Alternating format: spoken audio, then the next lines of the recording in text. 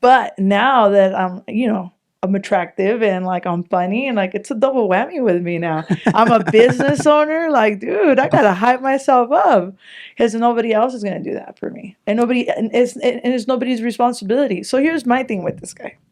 I'm not knocking him. Anybody could do whatever the fuck they want.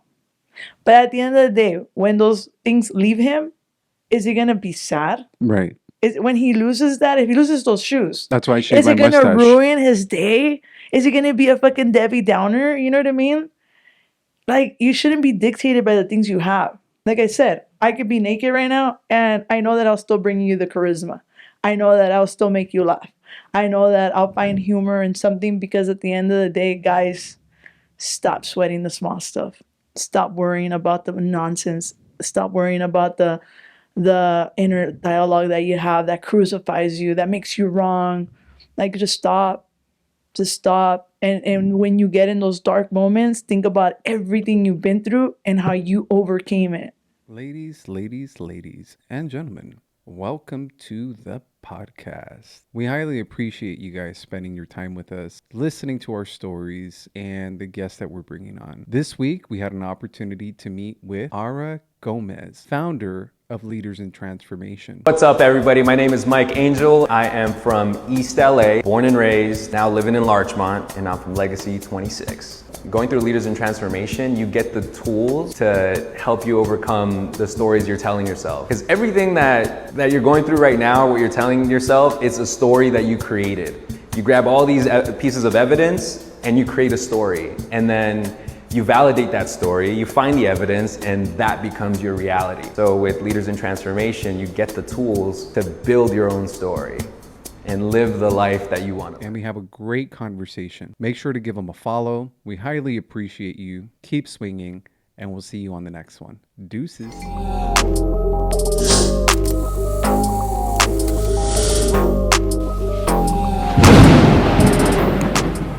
I don't mind sitting anywhere. It doesn't bother me.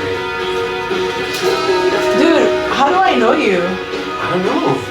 I know we started following. I know you from Facebook, but like, how do I know you? Like, how do we add each other, or like? Maybe social media? Maybe. Yeah. I just started thinking you're very interesting because of your dancing. Oh, okay. Yeah. I'm sure you get that a lot. I do. Yeah, you can pull it on over. I mean, I have a lot of different social media. So like there's And what happened to your TikTok? Don't talk about that. No. I'm kidding. So we can talk about whatever you want, by the way. So I'm pretty much an open book. Like I don't, but I can respect, certain people not wanting to say certain things, and it doesn't bother me. So what happened to my TikTok is it got banned. I know, that was so weird. You were just dancing. No, I wasn't just dancing. I was. Are you recording already? Yeah, it's a recording already. So on TikTok, well, there's a lot of people that go live or they use social media like with a specific purpose, either for business or to make money, or to, I guess, just portray something, right? And there's a lot of intent.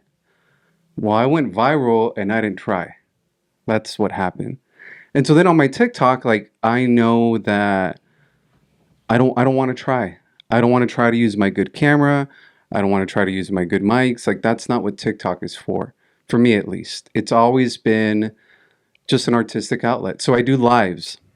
And when I do my lives, I'm usually sitting at my desk or I'm at home or I'm in my underwear.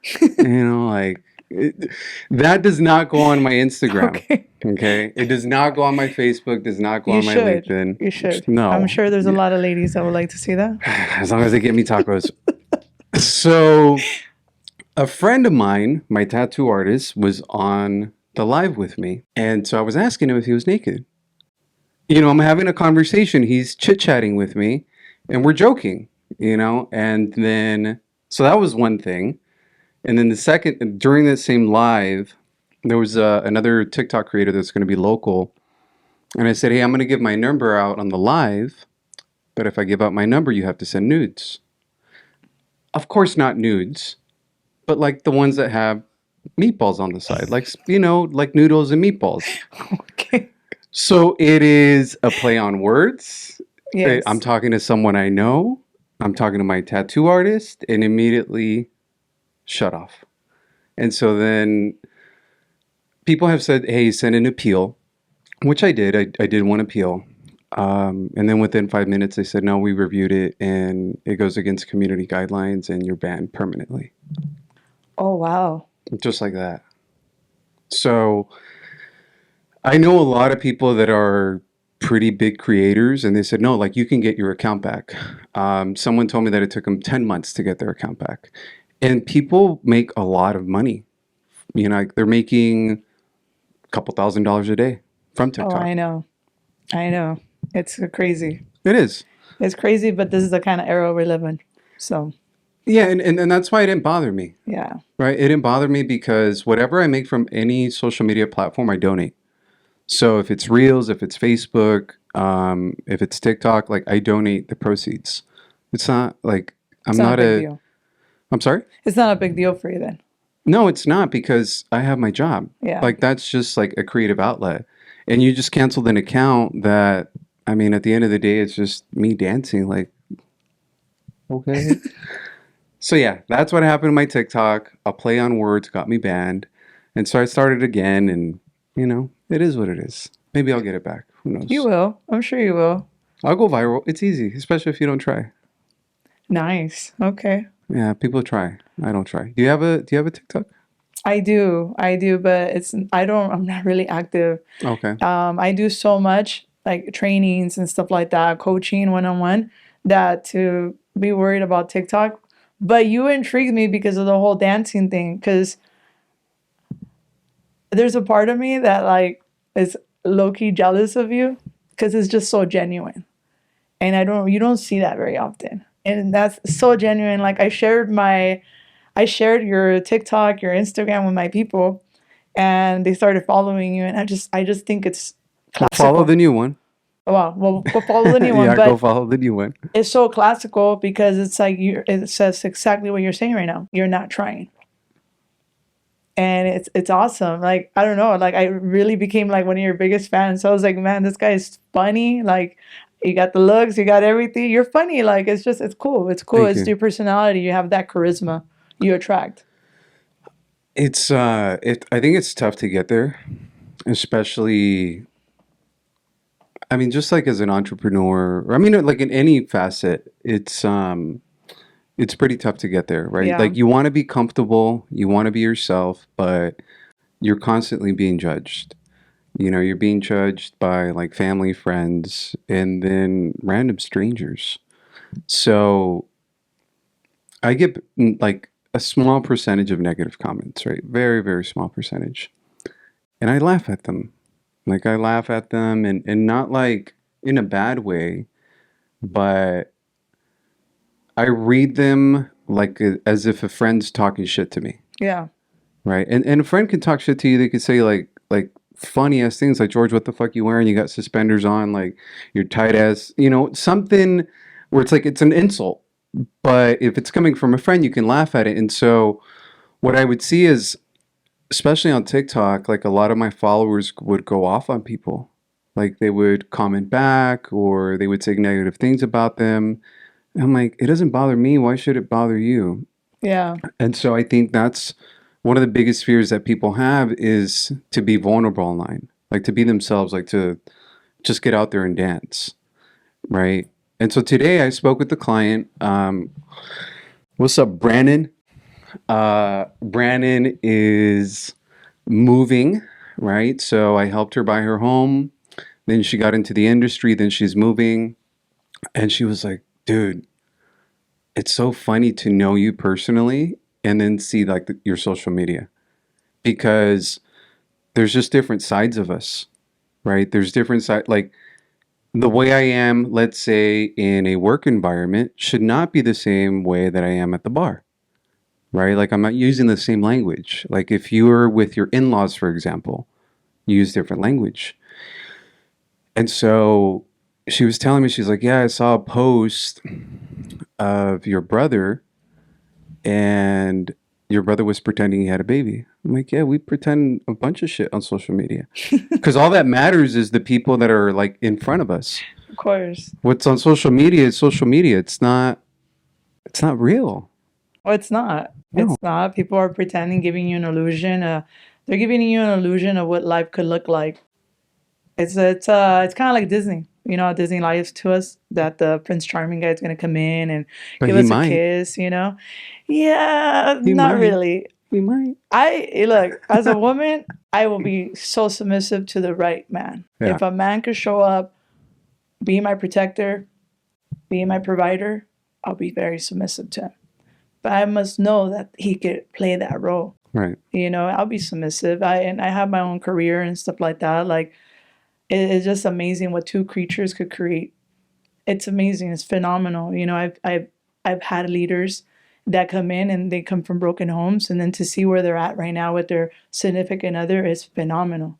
So I don't fall into that illusion. It's nice, you know. I would love my kids when I have my kids to, you know, watch Disney, but you also got to keep it 100 with them. Right.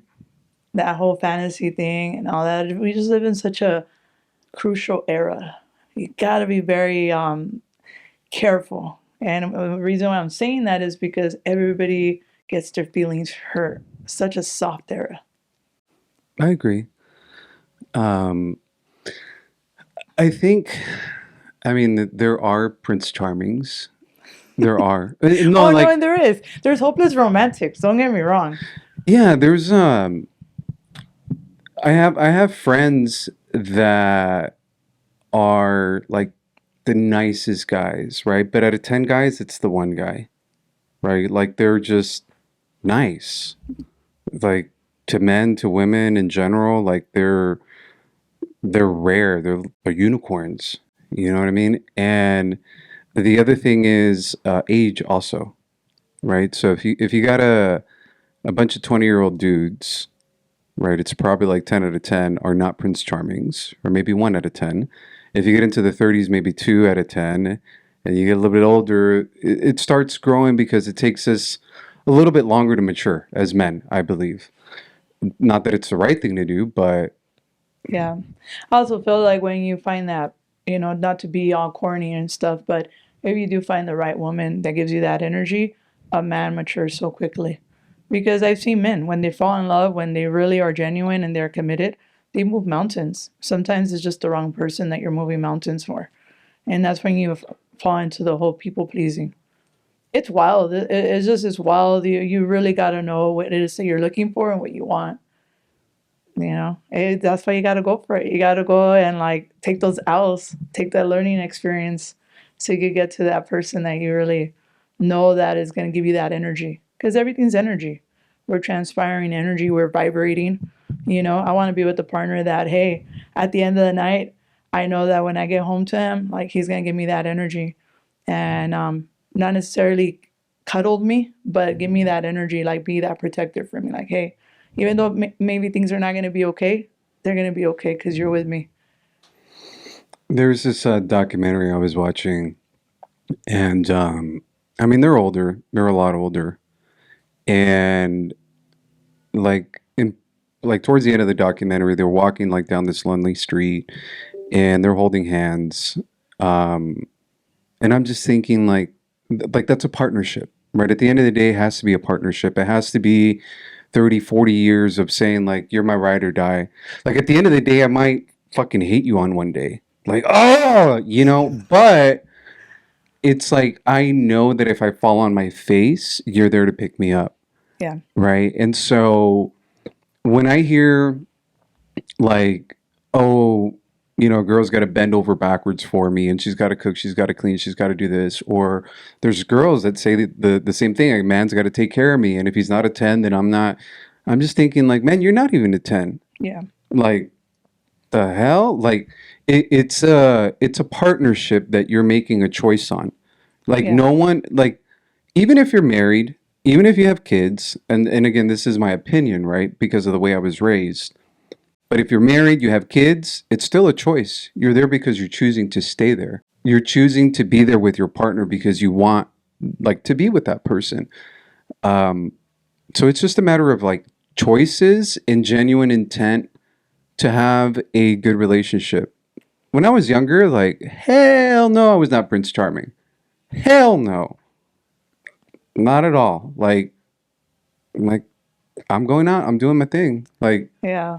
And there's and nothing wrong with that. That's the beauty of life. oh, there was You a know? lot wrong with it. Really. Oh, yes, But I especially think, being in a but relationship. look at how great you are now. Like, Right, but that's the journey. You had to go through that hell and back. Look, I always tell my leaders, get a coach that has gone through hell and back. yeah, I don't really say it like that. I literally say, get a coach that's really fucked up.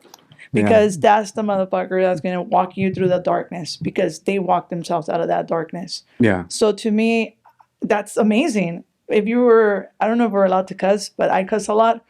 What the fuck are you talking All right. about? If you were a whore back in the day, great, because it led you to this. yeah, It led you to this. You needed that. Yeah. And, you know, I always tell my leaders, I'm like, man, like, you guys treat like marriage like it's multiple choice, and it's not. Through rich or poor? Through rich.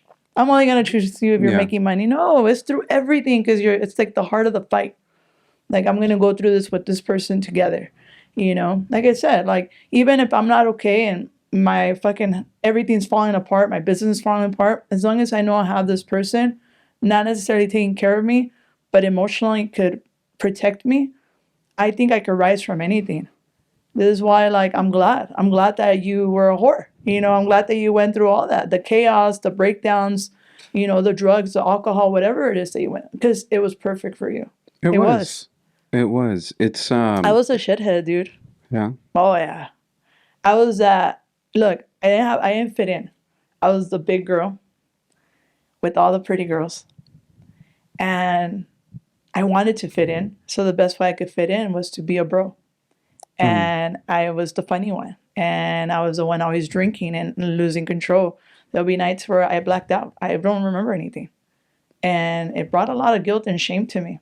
Over the years, obviously, my life has quantified, you know, and it's totally different. But yeah, I was a shithead for sure. I wanted to fit in. I wanted to feel love. Any little attention was attention, and I would have taken it. I love attention. Sure, you do. I love it. I mean, I do.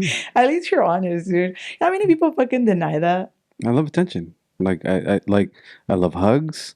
I love everything that comes. Like now, not all the time though, right? Like there are times where I do go out and put my head down, put the hoodie on. Like I need my quiet time. But I think it's going back to what you were saying, and I've talked about this many times, where I don't take anything back. I don't. Like the people I hurt, I'm sorry.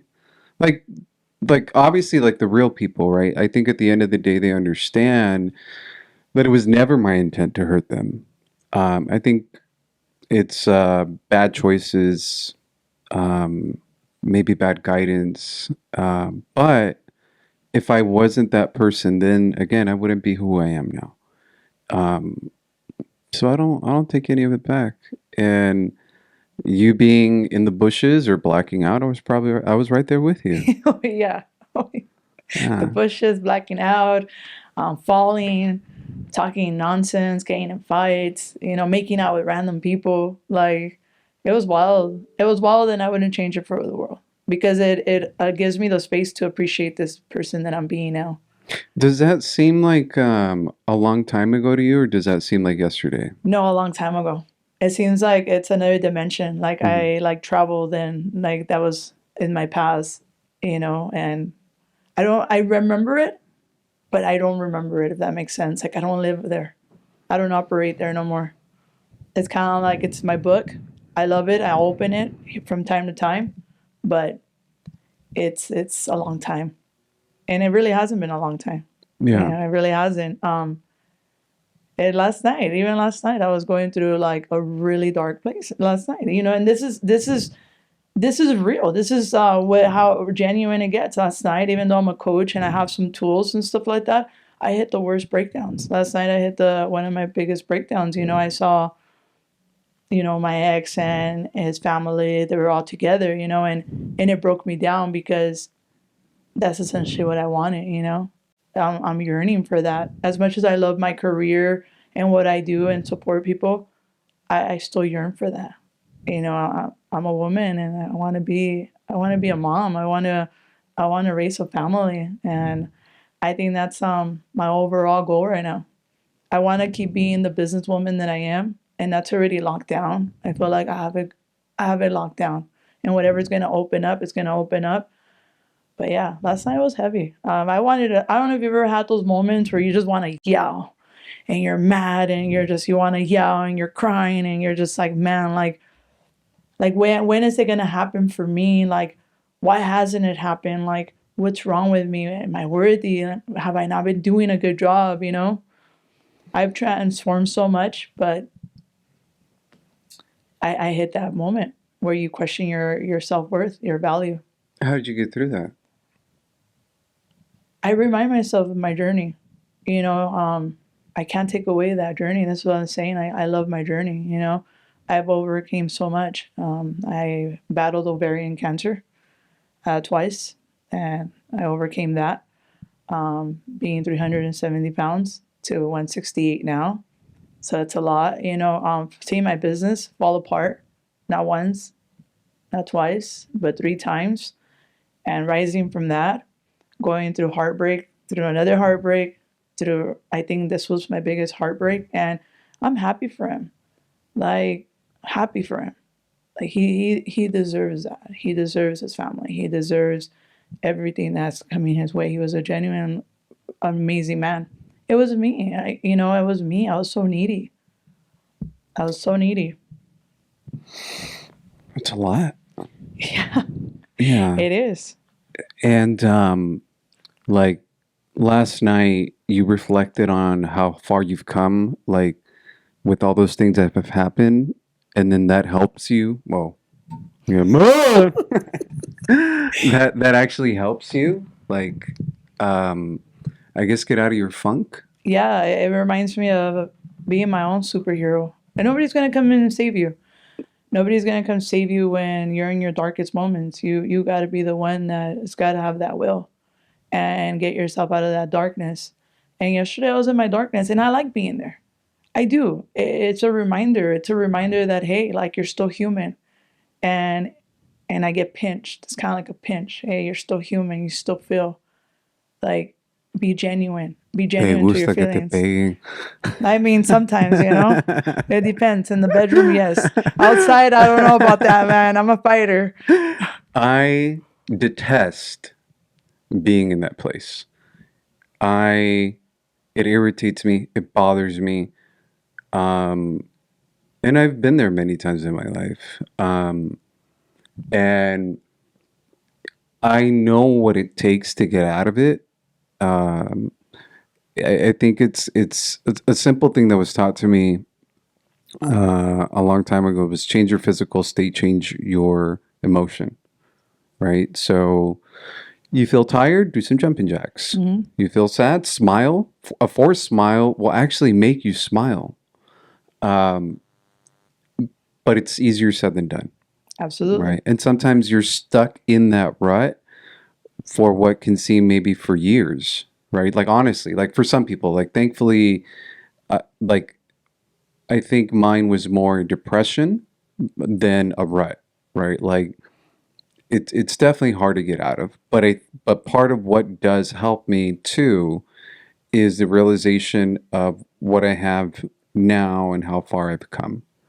And so it's Yeah. the same exact thing, right? So maybe a couple weeks ago, I was feeling a sort of way, not peachy, and I think it was 1:30 in the morning, and I'm outside having a coffee or maybe like a decaf, I don't know, having a cigarette and looking up at the stars.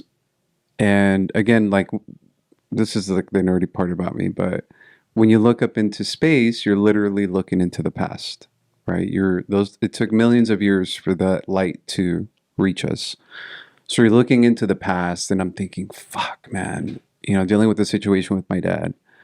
And then I just started thinking, I have a roof over my head. I'm in my fucking own house, in my backyard.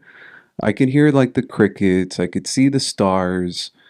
Um, I had been pigging out, munchies like at 1:30 in the morning. I'm watching cartoons. Emotionally eating. I The love it. AC is on. I love Like, so I just started counting the tiny little blessings that I have. And I just sat there and I laughed at myself. I'm like, fuck, my neighbors probably think I'm crazy. But I laughed at myself and I said, you're good, man. Like, you're good.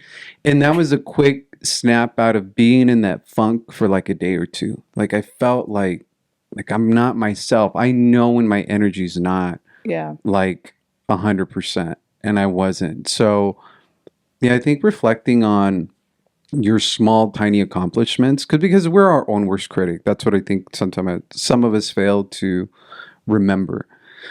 That, going back to like the social media stuff, people aren't even judging you. A lot of them aren't. They don't care about you. Yeah. You're just like, oh, George is dancing, swipe.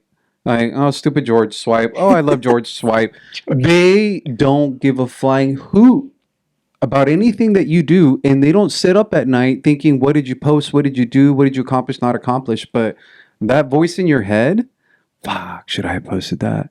Damn, should I have done that? Damn, I didn't accomplish that. You are like the one in your own head Yeah. beating yourself down. And like you said, you're your own hero to get yourself out of it. Yeah. But your perspective's got to change. Absolutely. Everything starts with the perspective. And we have the worst narrative. And it all starts when we're little. It all starts when we're little and we start being told what's right, what's wrong. Reality, there's no absolute truth about anything. Things are told to us. Like, that's blue. Well, maybe. How do we know? It was told to us. So in transformation, we believe like there is no absolute truth. The only truth that we know is that we're going to die. And we don't know when that's going to happen. But from that point to this point, What do you think that going to do? happens when you die? I think we die every day. I think every time that you go to bed and you wake up, that's the time that you die and you can reinvent yourself. You're not attached to your past and you shouldn't be. Like I honestly believe that people could have a genuine way to reinvent themselves, to give themselves a second opportunity. And I also believe that people are their worst enemies. And it's just so a shame because if you could see what I see in you, man, it's I amazing. see a lot in me, so if you see more, then fuck. I do. You come off very genuine. And then the other thing too is like, George, look at what you're doing. Like, this supports so many people. Like, your podcast, I guarantee you, supports so many. You'll never even know how many people you've supported. The other thing too is like, I'm sure your darkness, it hasn't been the easiest. I did see a little bit of the journey that you went with your dad. And just to see that you overcame that, it's an inspiration.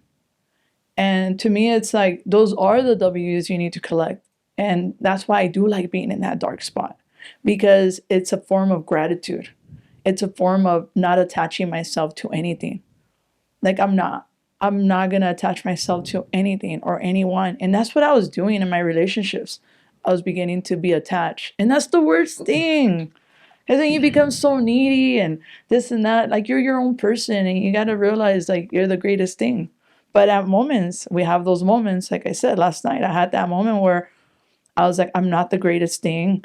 He chose someone else. And I get to be okay with that. And that's part of life. And I like it. I like it. And I like being in my darkness because it's like Batman, I like it. Batman. I know. I switched them up. I had him down here, but I put him up there today. I like it. And it allows you to see how great you really are. So I think you get to give yourself some credit because you'll never really will understand how much people you supported. Look at us. I didn't really know you, but because I've been seeing your content, I've been seeing everything that you've been posting, I've been seeing your story, I've been seeing your dance moves. It's allowed me to like fall in love with George and that charisma. So it's genuine. And I mean that from the bottom of my heart. Like, give yourself some W's there, man. Thank you for saying that. That's all you need to say. No. No, I'll articulate my point as well. I'm just playing. But I appreciate that. My mom's told me, we were talking about it maybe 2 weeks ago. And she said, what's so funny is I see you accomplish all these things, right? And it sucks, she goes, because I don't think I give you the necessary credit sometimes. But the way people see you, because she came to an event, she goes, and I saw you work the event. She goes, I was like, fuck, that's my son. She goes, you were working the crowd, you were working the people, we were getting donations. She goes, just the way you carry yourself. Like, to me, that's just normal, right? That's what I brought you guys up to be. But I could also see others watching you, and it's like in admiration. And she goes, it's so weird to see that because you're just my son. I'm like, I'm fucking dope, right? And she's like, yeah, because I'm your fucking mom. So it's just normal to me. That's the odd thing, I guess, about virality or influence or whatever. Like, I don't consider myself that. Like, and I've always been like really against it. Really, really against it because I'm like, I'm not going to be fake. Like, I'm not going to pretend to be somebody on my Instagram. Like, I'm silly as fuck. But if I'm talking to a client, I'm not going to be like, yo, what's up? You want to get alone? Yeah. You know, like music in the background. Like, so then people assume that that's me. It's like, you have no idea. You have no idea. So I think people should give themselves the opportunity to be themselves, which is, again, easier said than done. Absolutely. And you created a great platform for people to do that. Are you the broker or? No, neither. I just manage the office, I guess. This is cool that they give you the space. This is where you work out. This is my office, yeah. So we have another office where I started, by the way, because you're the way you're, yeah. I gotta be more like this. Yeah. Okay. Yeah. Sorry, I told you gotta position me. Lead me, George. Well, you know, I didn't want to interrupt. You were saying a lot of important interrupt things. me. Yeah. Come on. Yeah. Lead me. Fix me. Whoa. Sorry. I'm just trying to like. Oh my God. Yeah. I'll smack you, George.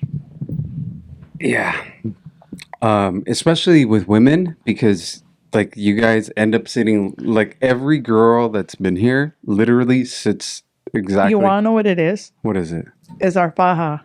Oh, you guys are just. It's like fucking in there, you know what I mean? Right now it's like in my ass. I'm like, oh fuck. It's never. it's It's like, never like you know? this. It's always like up front, and really like directional. Yeah. And it literally no guy sits like that. No guy that's ever been here, but every single girl does the same exact thing. Yeah, that I mean, it's our faja. It's you know, we're wearing dresses. Yeah, You know, I'll wear a dress next time. If I would have worn like just my jeans or whatever, I would have been like this. Yeah. You know, or more like this and stuff. But obviously, we're not gonna do that. Yeah. So there you go. What were we talking about? What were you saying? We're talking about how you like long walks in the beach.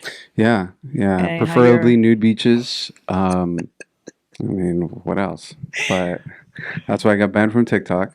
No, you were talking about your mom and like how proud she is and how she was saying like you're her son and like it was just cool to see how people admire you.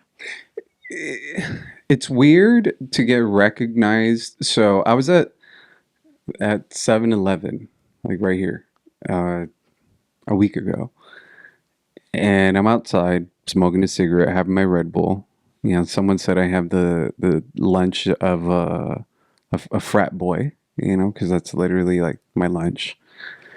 And then this truck comes by, and it's 3 dudes in the truck, and one of them like yells out the window. He's like, "Yo!"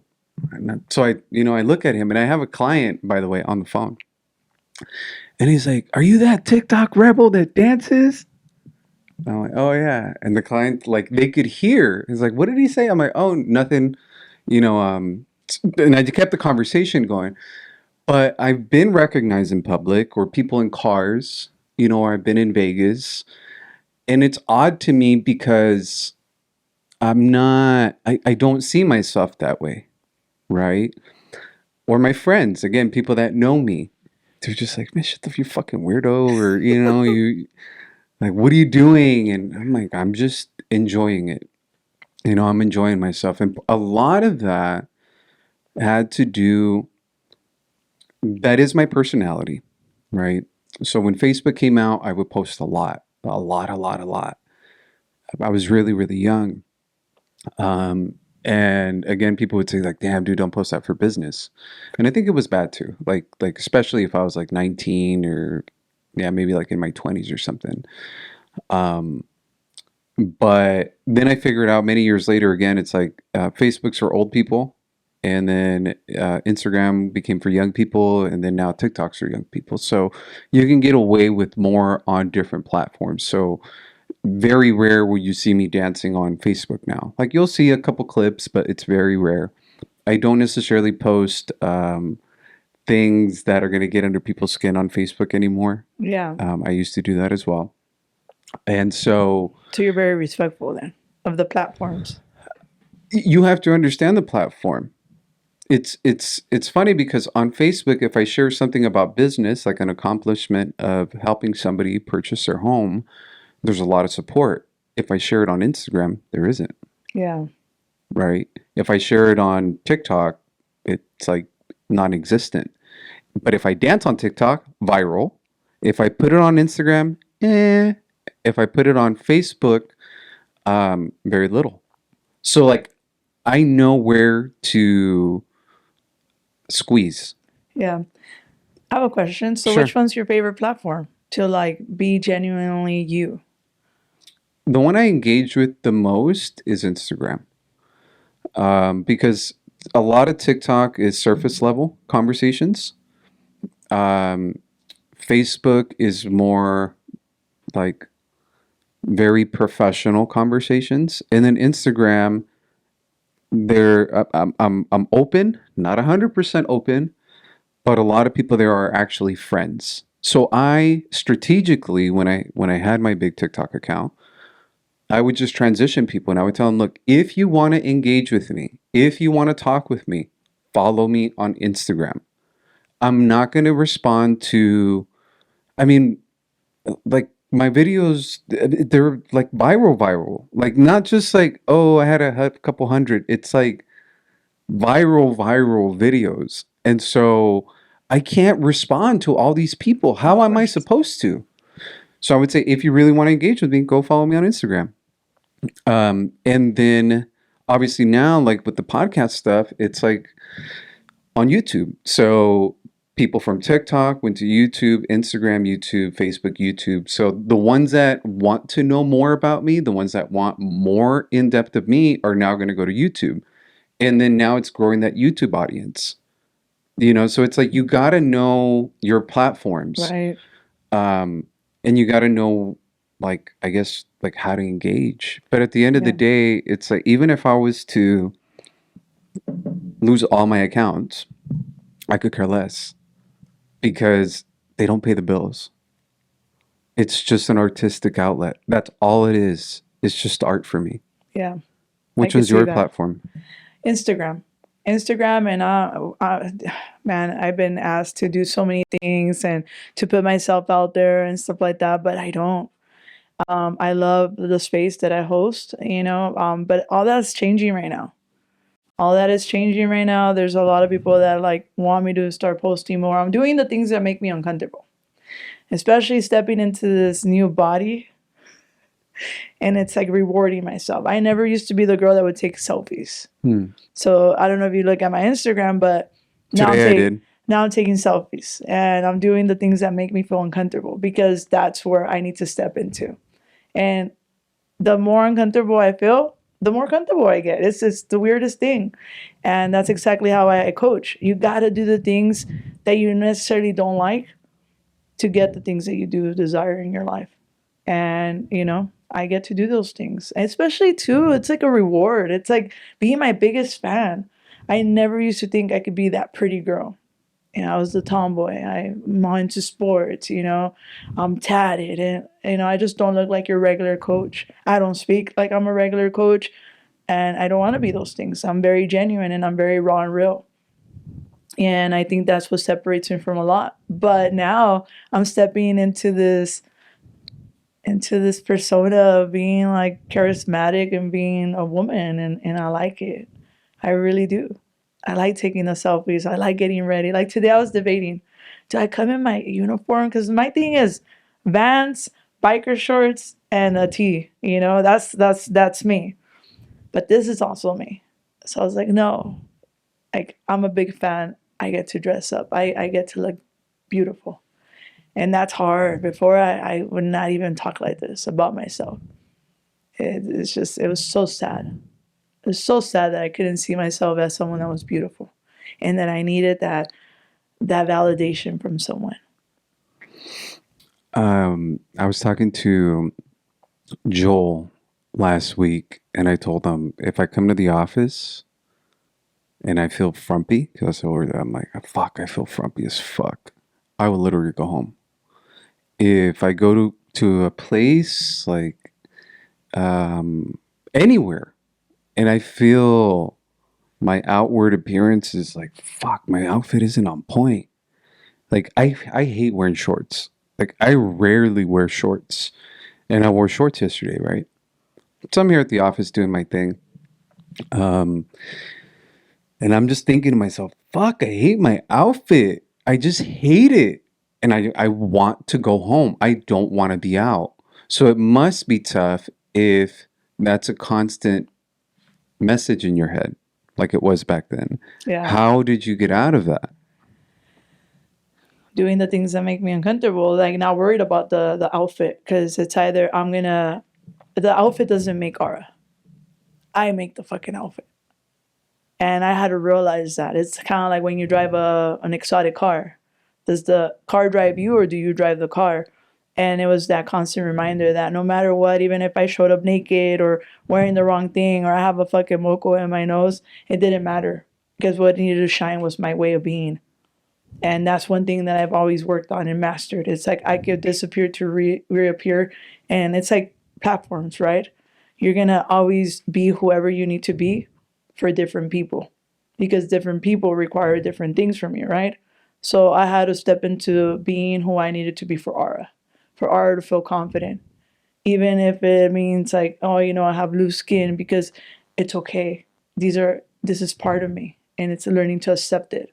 I think the first step is accepting it and then figuring out who did I have to be for myself. And I had to be my biggest fan. This is why like I'm posting now and I'm doing the selfies and I'm doing the ass thing, I think The it's what? pretty the ass thing when you stick out your ass, it's fucking cool. Like there I My, am in the my, elevator, like in a little mirror. I'm like, well, fuck it, this makes me look good. It's awesome. um, I think a lot of times people shit on like athletes, right? So I don't necessarily care for LeBron James, Okay. right? As his personality. It doesn't mean he's not a great athlete, because he is. It doesn't mean he's not a great person, because it looks like he does a lot for the community. I just don't. There's something about him from what I see on the outside, right? Obviously, I'm being judgmental. It's just like I don't fuck with them. Like you're not Kobe, bro. Like Yeah. it's not my thing. But the point is that he has said many times that he believes he's the greatest player ever. So have many other players have said that, right? And you got to believe that. And so don't knock him for it, because, again, on social media or on SportsCenter or on ESPN, oh, he thinks he's the greatest, or they'll critique him. It's like, no, he's supposed to think that. He's supposed to think he's the greatest. He's supposed to motivate himself. He's supposed to think like, fuck, I'm like, it's like that beast of a man, like, fuck yeah, I'm the shit. That's the way I look at myself every day. And that's what I've lived with since I was a little boy. I've never, ever had a problem like with confidence in myself. You know, so there are friends that I grew up with that I appreciate the fact that they've gotten to that place now. Because, like you said, you see the goodness in them. And it's like, dude, what the fuck is wrong with you, Yeah. bro? Like, quit being such a chump. But I just have it, right? Like me and my brothers, like we just have it, whatever. Like we were brought up a certain way that gave us that confidence, you know? But there's a lot of people out there that don't. Um, you know, or a lot of handsome dudes. They don't think they're handsome. Or they don't think that they're good men. Or women, same thing. They don't think that they're pretty, that they're not enough. And it's just like, for who? Like, I know. Isn't it sad that we're in the, it goes back to we're gonna die and you're gonna die alone. It's not like people jump into your, you know, your casket and be like, oh no, I'll they die jump with into my you. DMs all the You time. know, yeah, I'm sure. But it's just crazy. We're always trying to like be something for someone, and the biggest thing you need to be is for yourself and learn to accept yourself just the way you are in order for you to reinvent yourself and recreate who you desire to really be. That's why it's so admirable to see you be with that charisma, because you don't see that very often. And if you do see it, you could tell it's kind of scripted. At least with you, I could tell it's not. And I know that because you're giving me such a comfort here, genuine space. Kind of like I'm even telling you about my fucking paja being all up in my fucking, you know, my stuff right now. That's because you And, can see mine in this pink shirt that I'm you wearing know over here. what? Like, oh, we're wearing matching fajas right now. Oh, dude. You know, what's funny is well, maybe you haven't even seen it, but they have fajas for men. Oh yeah, I have seen it, dude. It's crazy when I see men wearing it. What? I think it's crazy. I'm gonna be so judgmental. Don't do that, man. No, I've been scrolling through Facebook and then I'll see the ad, and I'm like, what the fuck does Facebook think about me? Like, what did I say that the algorithm keeps putting all these fajas in my face of dudes just like, and I'm thinking again, and I talked about this with Joel maybe like 2 weeks ago. It's like, what do you take a girl home and as a dude, you take off your faja? Like, what the fuck? Or the feet risers that men wear, right? To make themselves taller. And it's just like, you're gonna get to bed with her and all of a sudden you're 4 feet shorter? But then so that was my initial thought, right? My initial thought, and I'm thinking that in my head, and I've always talked shit about stuff like that. Now, I saw a video of a dude with his girlfriend at the mall and they gave him the shoes for him to put on, to be taller. Immediate confidence. Obviously, it's a video, it's an advertising video. And I'm thinking the same shit talking scenario. Because I would totally talk shit to any fucking dude that would do that. But then I saw the confidence that he gained. I saw how he felt.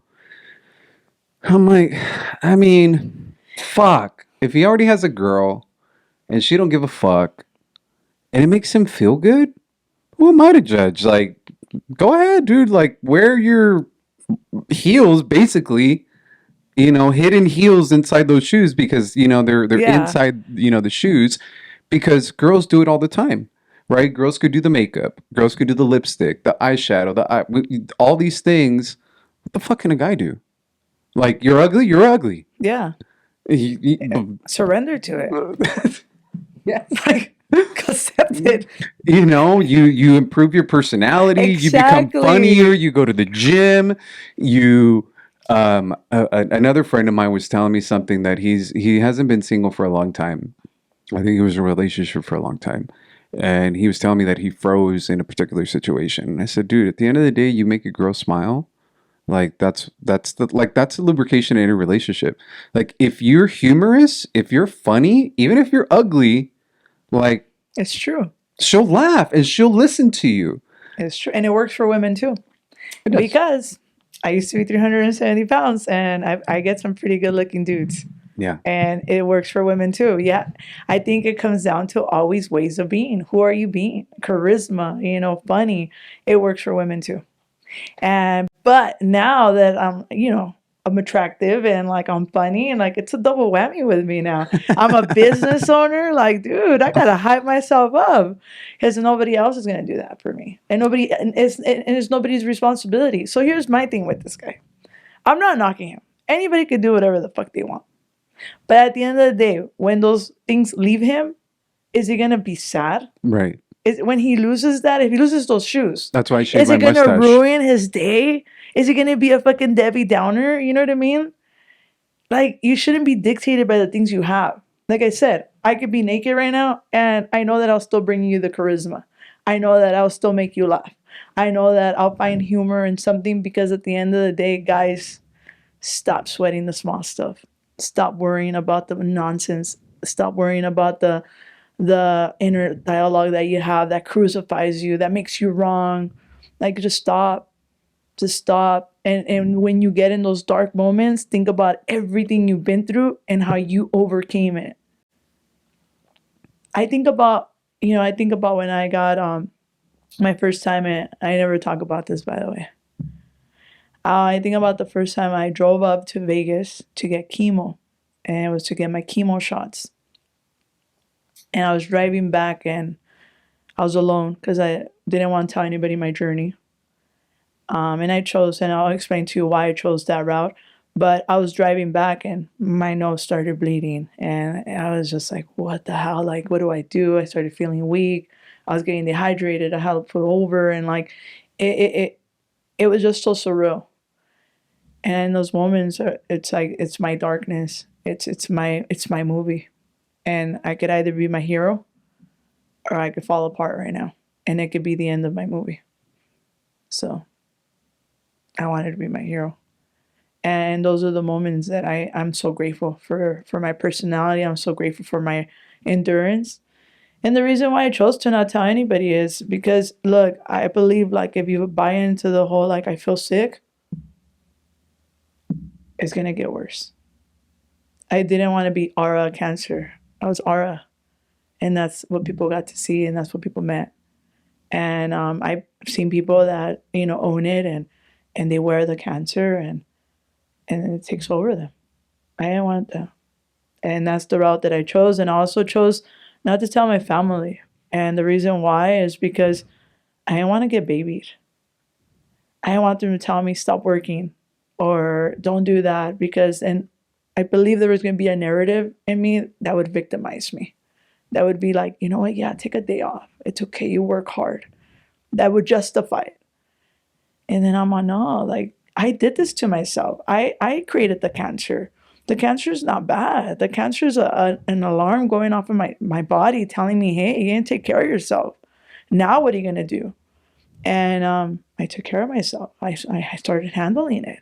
I started doing holistic medicine. I started doing so many things. Just anything I was willing to put in my body if I knew it was going to get me to where I needed to be. And I had to have that mentality. And it was amazing for me. I'm not saying it's going to work for anybody, but it worked for me.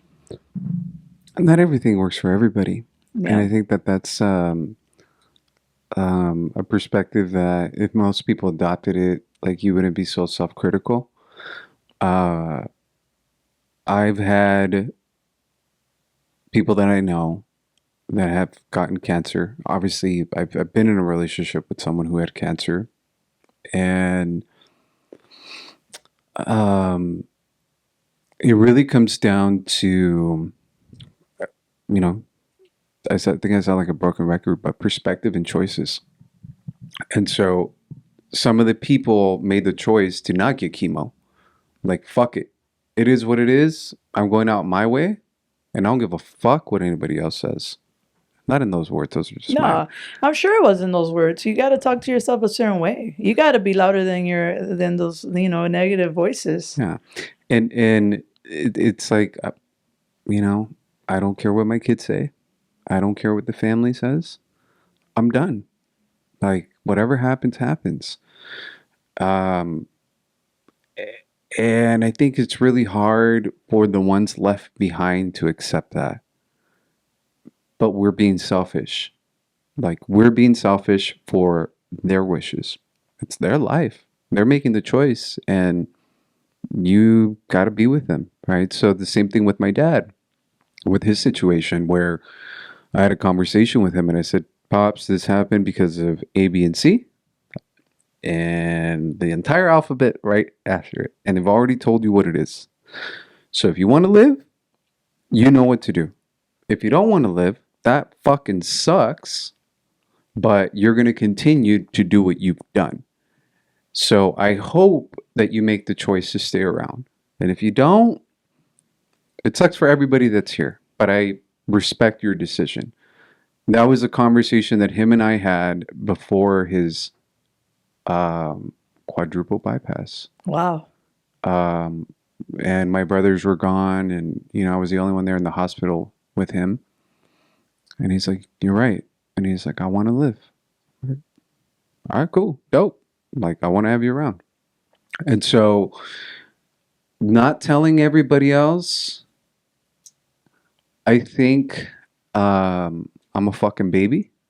So I would tell everybody in the fucking mom. I'm like, come give me some fucking you like hugs. attention, that's why, Do some videos You about know, me. yeah, like, do oh a my God, fundraiser. yeah. Oh my God, George is fucking sick. And there's no right or wrong with that, No, that's There what I'm isn't. saying. So it's like that's a respectable way Yeah. to handle it the way you did. But I also understand people that decide to Absolutely. tell everybody. Now, like for me, it's like there's certain things that I will share, a lot of things that I won't share. So it just depends, I guess, on the situation. But going through chemo, seeing someone go through chemo that I cared about, that shit fucking sucks. Bad. Yeah. It's like, it sucks, dude. And so it helps, I would imagine, or maybe I'm wrong, that I was a support system, that their family was a support system, that they're there to uplift you in the moments where you feel like you can't.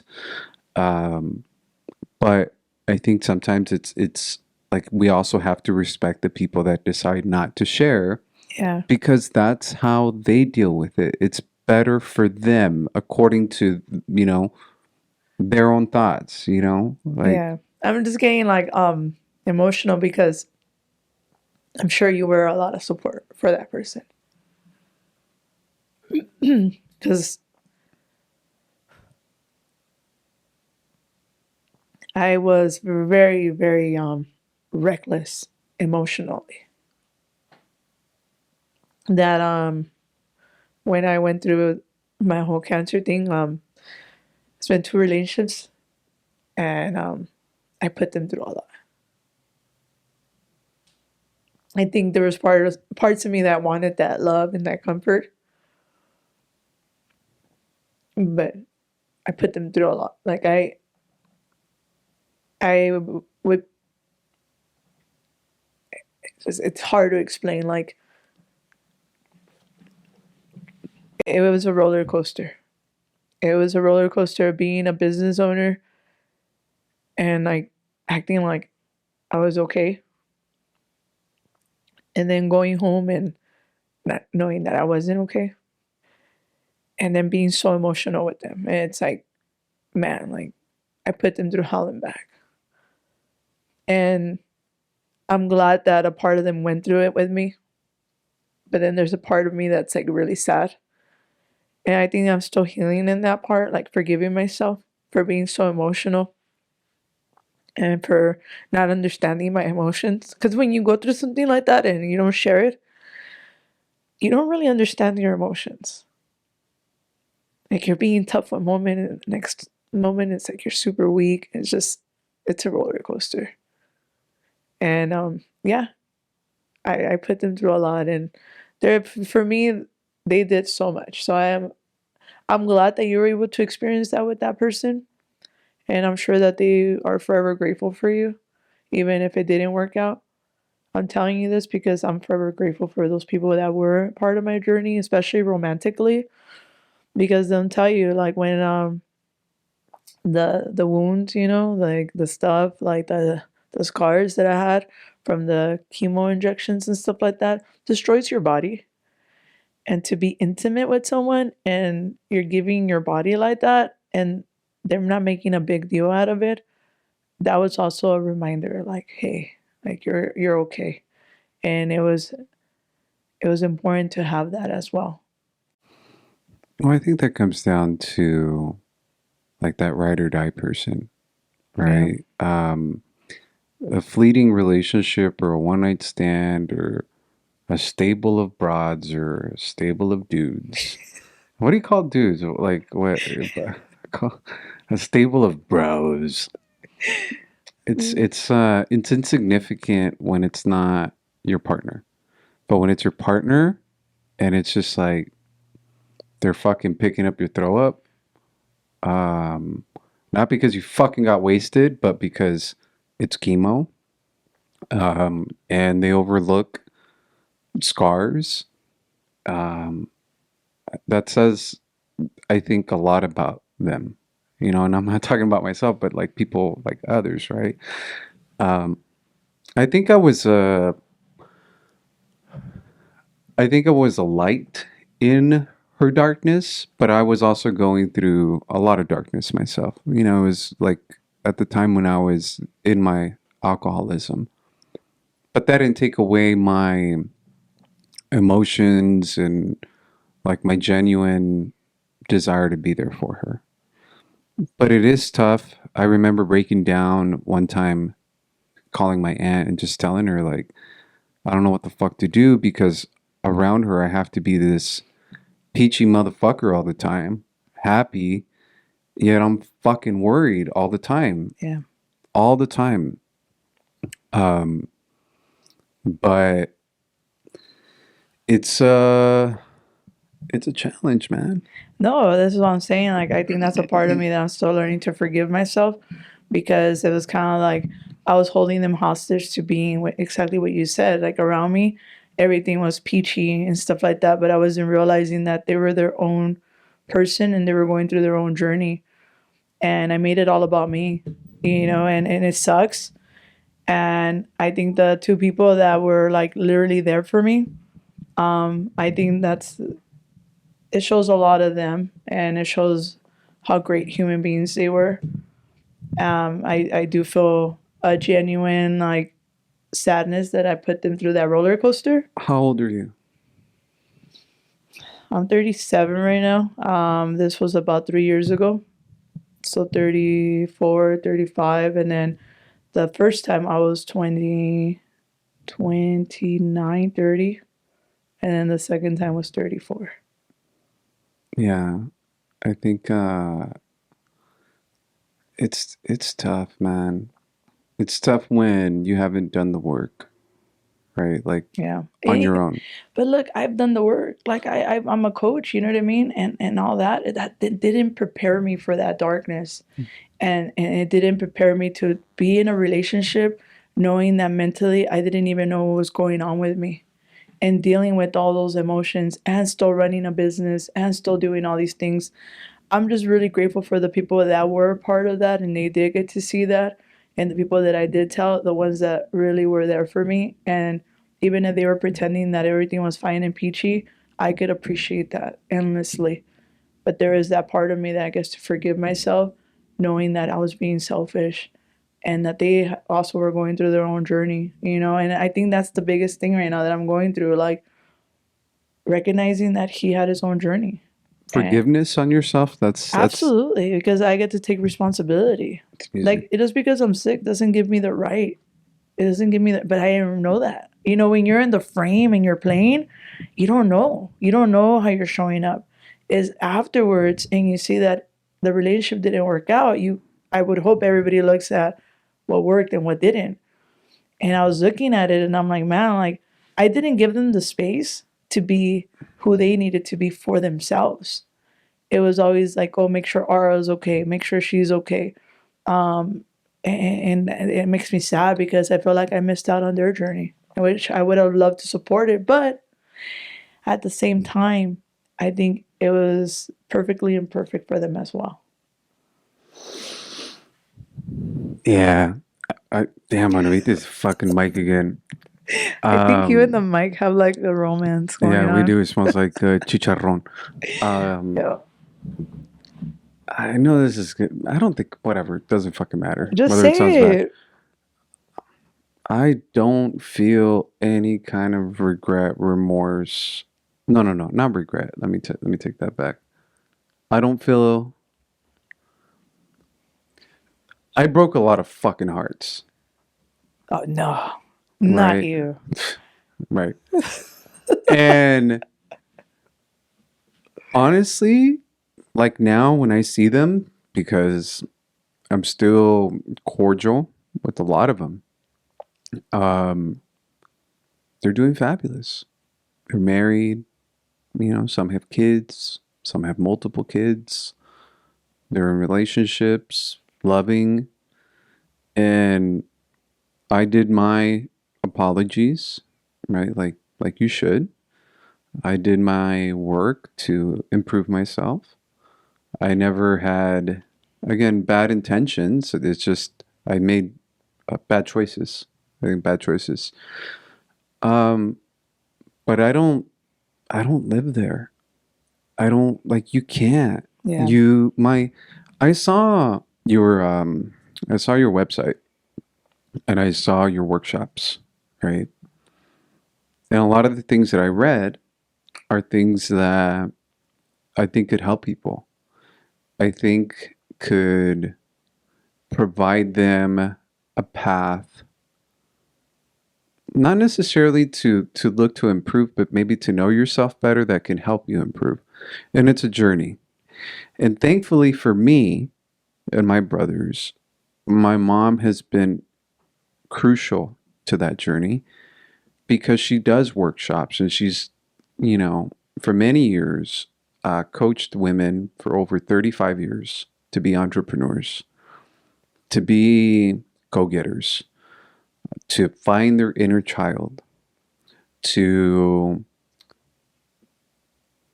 not argue with people, right? To not raise your voice, to learn to speak, to learn to listen, to learn that if you don't change, you're going to replicate that same relationship you just left in the other person, to be there for your partner. So my mom has taught me so much. It was just, I wasn't fucking listening. Like, I had other important shit to do, which was to go see other chicks. Yeah. Like, you know, or to go drown my sorrows of something in a bottle of alcohol. And I think sometimes, you know, when I got sober, it was more uh the logical side already said like, hey, you need to stop, right? You need to stop. But until you attach emotion with logic, like there's no change. Right. So emotionally you can feel like shit. Logically you're thinking something else, but if there's a disconnect, there's no change yet. And so it's tough, man. It's a big journey that, like you said earlier today or earlier, that last night you were having difficulty.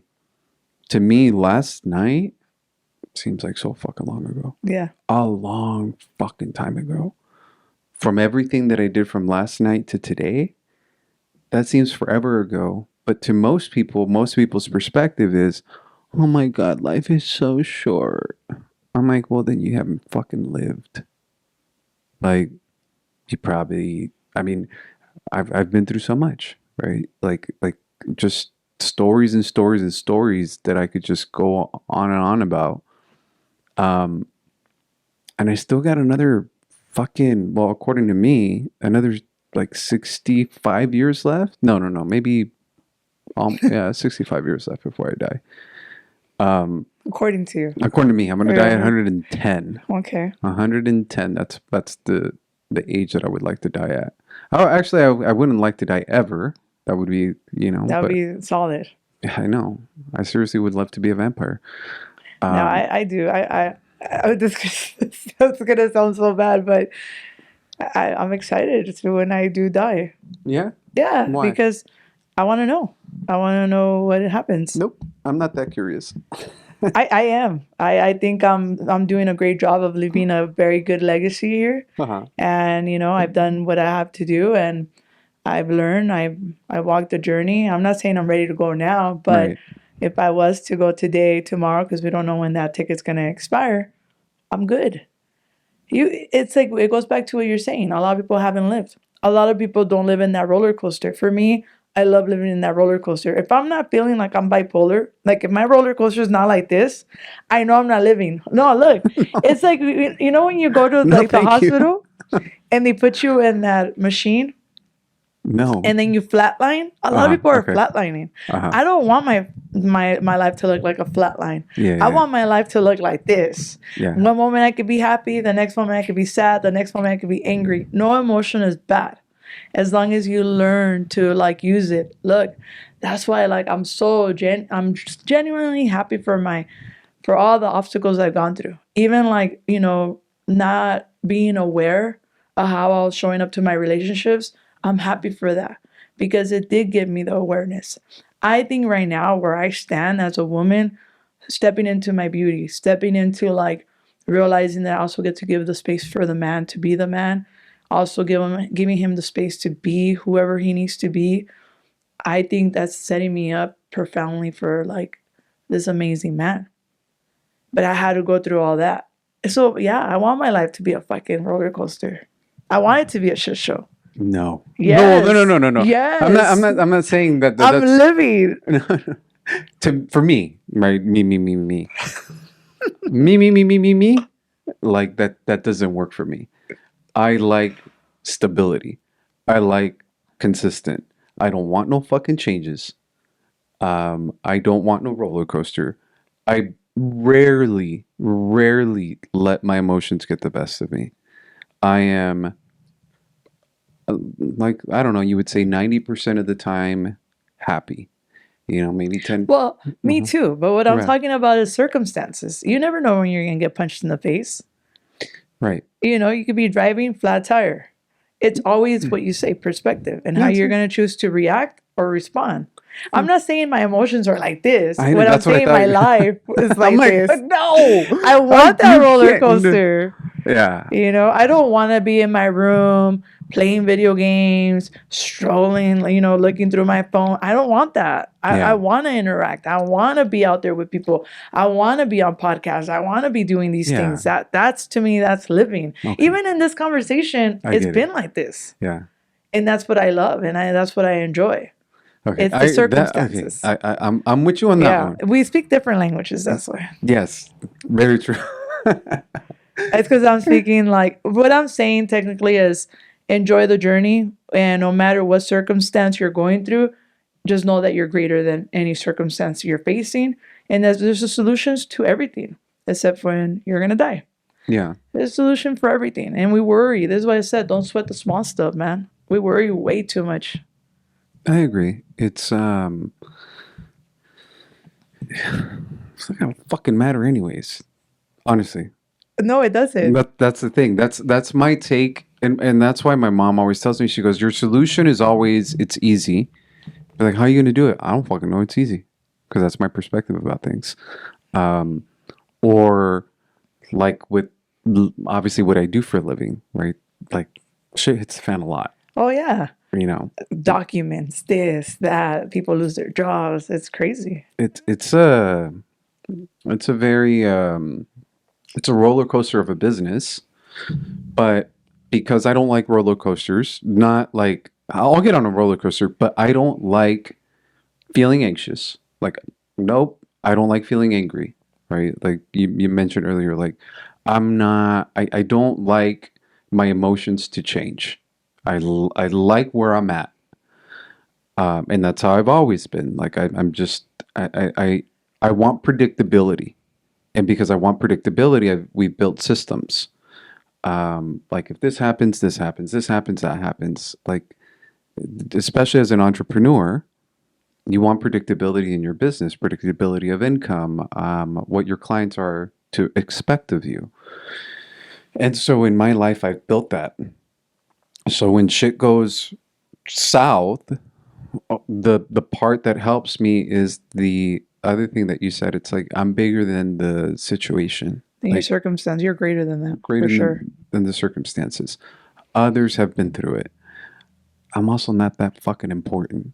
Get the fuck over it. That's how I talk to myself, right? And I've said, Diego, my brother's very nice to himself. Mike is a little bit more of my personality. I'm very extreme. I'm not. I'm gonna make fun of you. Like if we were friends, it's like I'm gonna make fun of you, but I'm loving on you. I'm gonna pick on you, but I'm loving on you. So you can I want to imagine. be your friend. Yeah, No, yeah. dude, it's gonna be fun. You're not gonna like the roller coaster I'm gonna put you through. That's how I am. That's how I am No in my head. sustainability. Just kidding. Yeah, well, yeah, that's what I mean though. But that's how I am in my head. Like I am very like anal on myself, and so when things go bad, that anal just really, really fucking harps. So I figured out a way to quiet that noise, and sometimes it takes me longer to quiet that noise. Like What do you do? I'm it's curious. perspective. Okay. That's But how all. do you shift your perspective?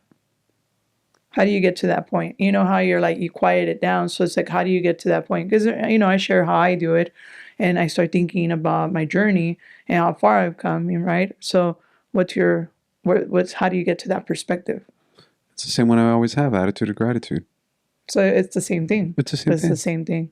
It's just the same thing. I think it comes with what love conquers all. It's like loving that journey, falling in love with that journey. I fucking hate the journey. I don't like the journey. We don't like the process of That's it. what- that's- Yeah. it's so But after you're like, yeah, I fucking like this. I needed this. no. George, you needed it. We wouldn't be here if your life wouldn't have been a shit show. No, see, but that's the thing. So my dad has always said, he goes, I have 3 boys, right? And he said this when he was in the hospital when he got the heart attack, and we recorded him. We didn't know what the fuck was going on, dude, right? So my dad was like saying things, and so he said, Diego, which is the tiny one, the youngest one, Diego always listened. Go pick that up immediately. He's like, no fights, no spanking. You, I'm like, I'll get it in a sec. I told you the second time, you'd get it. Your brother Mike, over and over and over, and I'm going to spank you. And then I did spank him, and he would still say, I'm not doing it. And this is the little one. This is the middle one. Oh, okay. So the little one's perspective is immediate action, right? So my dad tells him there's a rock there. He doesn't go down that path, right? His attitude in life is someone already told me, and I'm going to go the other direction, like the direction that they're suggesting because somebody left clues and trails. I'm going to go down that direction, maybe try to find a solution. Doesn't work, then maybe I can go down that trail, like afterwards. But my brother Mike would just constantly hit himself against that wall. And I spoke with him recently, and I spoke to his girlfriend, and I told her, I'm seeing that changing him, where maybe he's going down that path like 4 times, and then now I'm starting to see him change direction. And so, yeah, man, like for me, it's always been perspective, attitude of gratitude, roof over my head, food in my belly, people I love. So when I'm in that fucking rut, when I'm not feeling peachy, when I'm not feeling myself, and life feels just like woe is me, that's what I constantly tell myself in my head. Now, the head doesn't always match the heart, like the emotion you feel. So that's why where it takes maybe like a day or two if I'm like really, really down. And the other part that helps, not only is it to continue to have that logical perspective, but am I changing my body? And literally, am I doing push-ups? Am I going running? Am I painting? Right? Am I creating videos? Am I dancing? Am I moving my body? Like you move your body, it's going to change your emotions. So emotion creates emotion. So emotion creates emotion. Perfect. I like that one. So yes, that's how I get out of my funk. That's usually how I get out of my funk. You have to recognize that you're in a funk. You have to recognize where you are, that you're not feeling great. Count your blessings and move your fucking body. Yeah. That's the simplest fucking way that I've been able to get out of my shit. Oh, I agree. It's kind of like Good. you got to keep I'm moving right. that. You are. And you like that, huh? You like to be right. But Yes. you are. It's kind of like you got to keep moving that needle. You got to keep moving it. You got to keep moving forward no matter what circumstances are thrown at you. They're a blessing. It's not happening to you. It's happening for you. And if you could get to that mindset, even if, like you said, your emotions are not matching what you're telling yourself at that point, do something about it. Text someone, get out there, move your body, dance, exercise. I know for me, exercising. Fake it till you make it. Ooh, I don't like that quote. I don't either. I don't But like that quote, if man. you're feeling sad and you dance or you smile or you force a smile, I promise you'll. Yeah, but you like dancing. I don't think that's faking it, you know? Like, I know that it's genuine for you. Maybe in the beginning you're not like enjoying it, but because you're already creating that emotion, you know, you're good. You're solid. You like dancing. Like for me, um, like if I'm in that rut and I can't get out the emotion, I work out. Or like I'll go down the stairs or I just start moving or I start cleaning. Oh, really? I love to clean. Like you go over You my want to house. come to my house and No, clean? not really. But yeah, I like to clean and I like to be organized. I'm the type of person that likes to come into her house and just knows where everything's at and let's go. I do have structure. And I love it because structure creates that discipline and consistency. And I love that. But I also love the circumstances because it's like challenging. It's kind of like playing that video game. Like, all right, what's the next challenge? Who's going to appear? What circumstance? And that's life. Life is like a video game. And what's going to be your fucking character? And go for it. And, you know, reinvent yourself and keep going for it. I was thinking about a video game. I want to say it was when I was thinking about the platforms and having to create like the new TikTok, right? I'm like, okay. So basically, like in my head, I got to a certain level. Like I was playing this fucking video game. I got to the boss level, and then I fucking died, and I lost all my lives. So now I got to start over. So that's how I view things. In the same way, it's a fucking game. Yeah, it It's is. yeah. You just got to get in there and play. And you know what's so sad is that you recognize it in people when they haven't been playing. I see it. I see when they haven't been playing. I see when, you know, I don't know if you have this, but obviously I get this a lot, especially with people that come in to take our course or in our seminars, is they fall victim to their circumstances. And it's like they make them greater than what they really are. And it's just amazing to see the quantums that you see in people that take our course, you know? It's pretty badass. And very, very, it's exciting to see people transform their life. It is. I've seen people that come in and they're about to get a divorce. They don't get divorced. You know, we support them.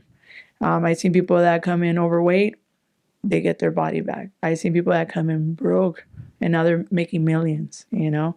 I see people that want to work with celebrities and now they're working with celebrities. It's like you see people that are almost, you know, dying. They're depressed. They're on so many medication and they come in and we give them and it's all going back to what you keep saying is perspective. If you could get someone to take responsibility for everything in their life, you give them a different perspective and you hold them accountable to something greater than themselves, man, where you could take people.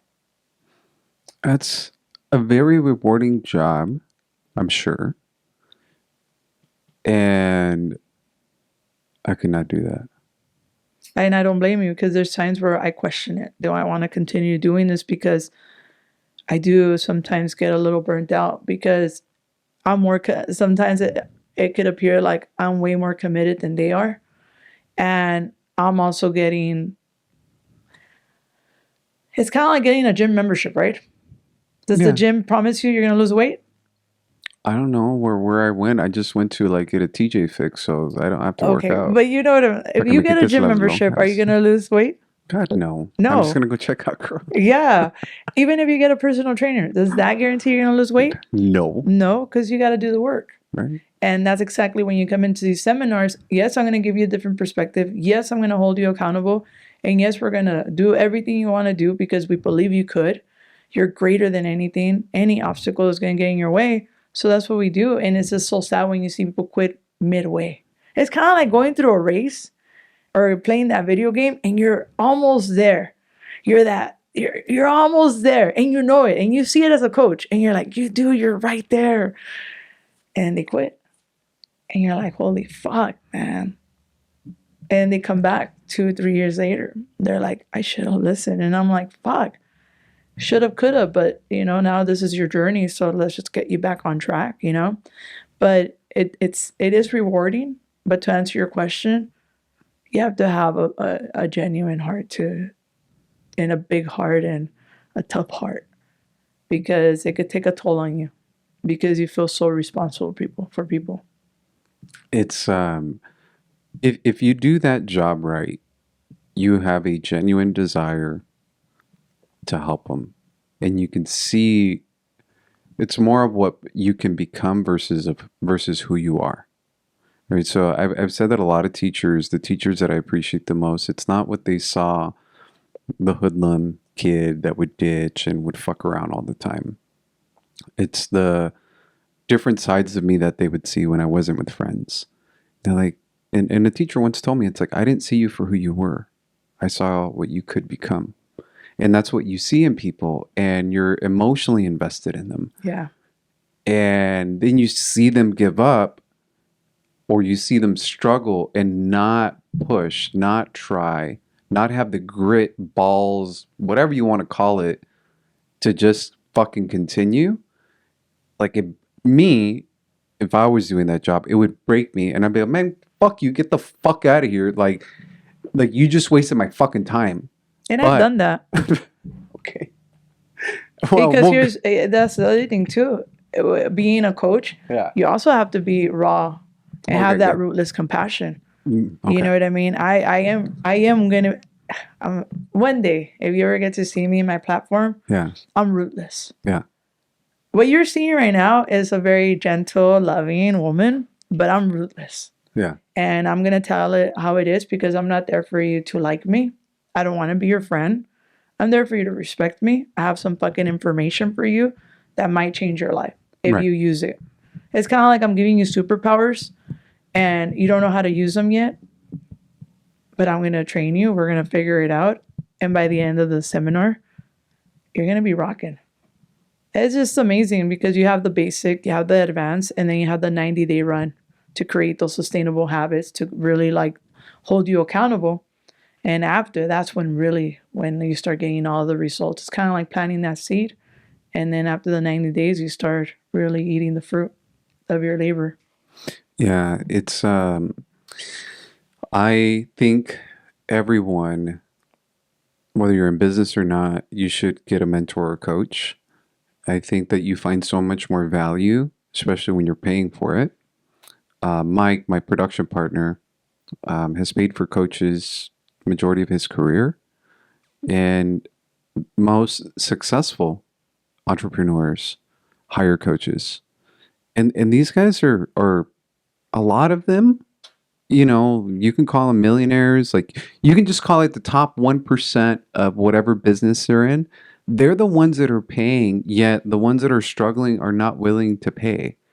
It's like, wait, these guys are making all this money and they're paying to actually understand different ways of how to manage your life, how to manage time. One of the coaching homework assignments that Mike got and he shared with me was that they wanted him to write his eulogy. And not just his eulogy, but the setting, the time, the smell, the food, the taste, who was there, every fucking detail of when you die. And he's like, bro, I was like, what the fuck? Like, It's a coach, but you know what we call it? A coacher. It's a coacher. a culture. Yeah, that's because that sounds very coatish. You know what I mean? Like, tell us your eulogy. And by the way, I do something similar too. And we also send people to do a viewing, a service. And it's just sort of a reminder that life is not guaranteed. Yeah, so it's all these things that for me, I've always disliked group environments. Like, I don't Really? And you like 100%. attention. I love attention. That But makes no sense. It makes sense All right, because I am very support me. assertive. I'm very assertive. I know what I want. I know how to do it. And most people are not. Most people are, what should we do, guys? Where should we go? How do we figure it out? Like, all that shit that comes with group environments and the hangups that they have, I'm already annoyed. Like, I've shared this obviously on a podcast before. I have ADD, ADHD, and I have high cognitive ability. And what I mean by that is I hear something, I read something, I can absorb it very quickly. My brain fires off super fast, or I think it does. Right? Right. Maybe I'm fucking wrong. But my brain fires off super fast. So even my friends, when I would party and hang out, a friend of mine, Cynthia, once said, "Fuck, dude, you don't let the guys ever decide, or you're always bossing us around." It's just like, no, dude, I like make a fucking choice and go. Like, if we want to leave that place and go to another, then we make a choice and we go somewhere else. But I'm tired of sitting here in the parking lot and just watching you guys talk. Friends would tell me from middle school, they would say, "We thought you were judging us, or we thought that you thought you were better than us." But then we began to realize that you were just observing us. So I remember in middle school sitting on, lunch benches and just watching the kids. And I'm just irritated by the situation already because I've already made a choice of what I want to do. And so group environments, group workshops, group meditation, anything in group, immediately understand that I walk in annoyed and it's like, all right, let me fucking just be here and try to absorb it because I am a type B personality. Um, but I think that it helps is what I wanted to say. Like, I think those type of groups help because it gives you perspective of others. Just like when I had the AA meetings, right? I would go to AA meetings and I would hear people's stories. I'm like, fuck, dude, there's so much of value in a group environment, which allows you to relate to see that someone from a different walk of life, whether they're higher or lower, let's say on the revenue stream, maybe higher or lower on the spiritual stream, like you can connect on different areas that now you're supporting each other. And so, yeah, people should get fucking coached, Yeah. whether Well, it's it's like one-on-one you. or a group. You're like a coach as well. When you're taking someone through their through that mortgage deal, you're guiding someone. So you're gonna get clients that don't know what they're doing, and your job is you're a coach. You're guiding them. They also get emotional. You're playing with money for them, and you're technically a coach. So this is why for me it's very like weird to hear you say that, but I also understand it and I get your perspective. I honestly think you would thrive in that kind of environment. Again, not so I can thrive 100%. I just don't like it. I can Yeah. pretend it, right? I can I think pretend. you would enjoy it, I hate it. dude. I hate it. If it, so real estate meetings, there is most, so like most real estate offices have like meetings, right? Since I was a kid, I've coached at those meetings. I've taught at those meetings. And they're all sales meetings. Rah, rah, rah, Yeah. guys. And I'm just like, ugh.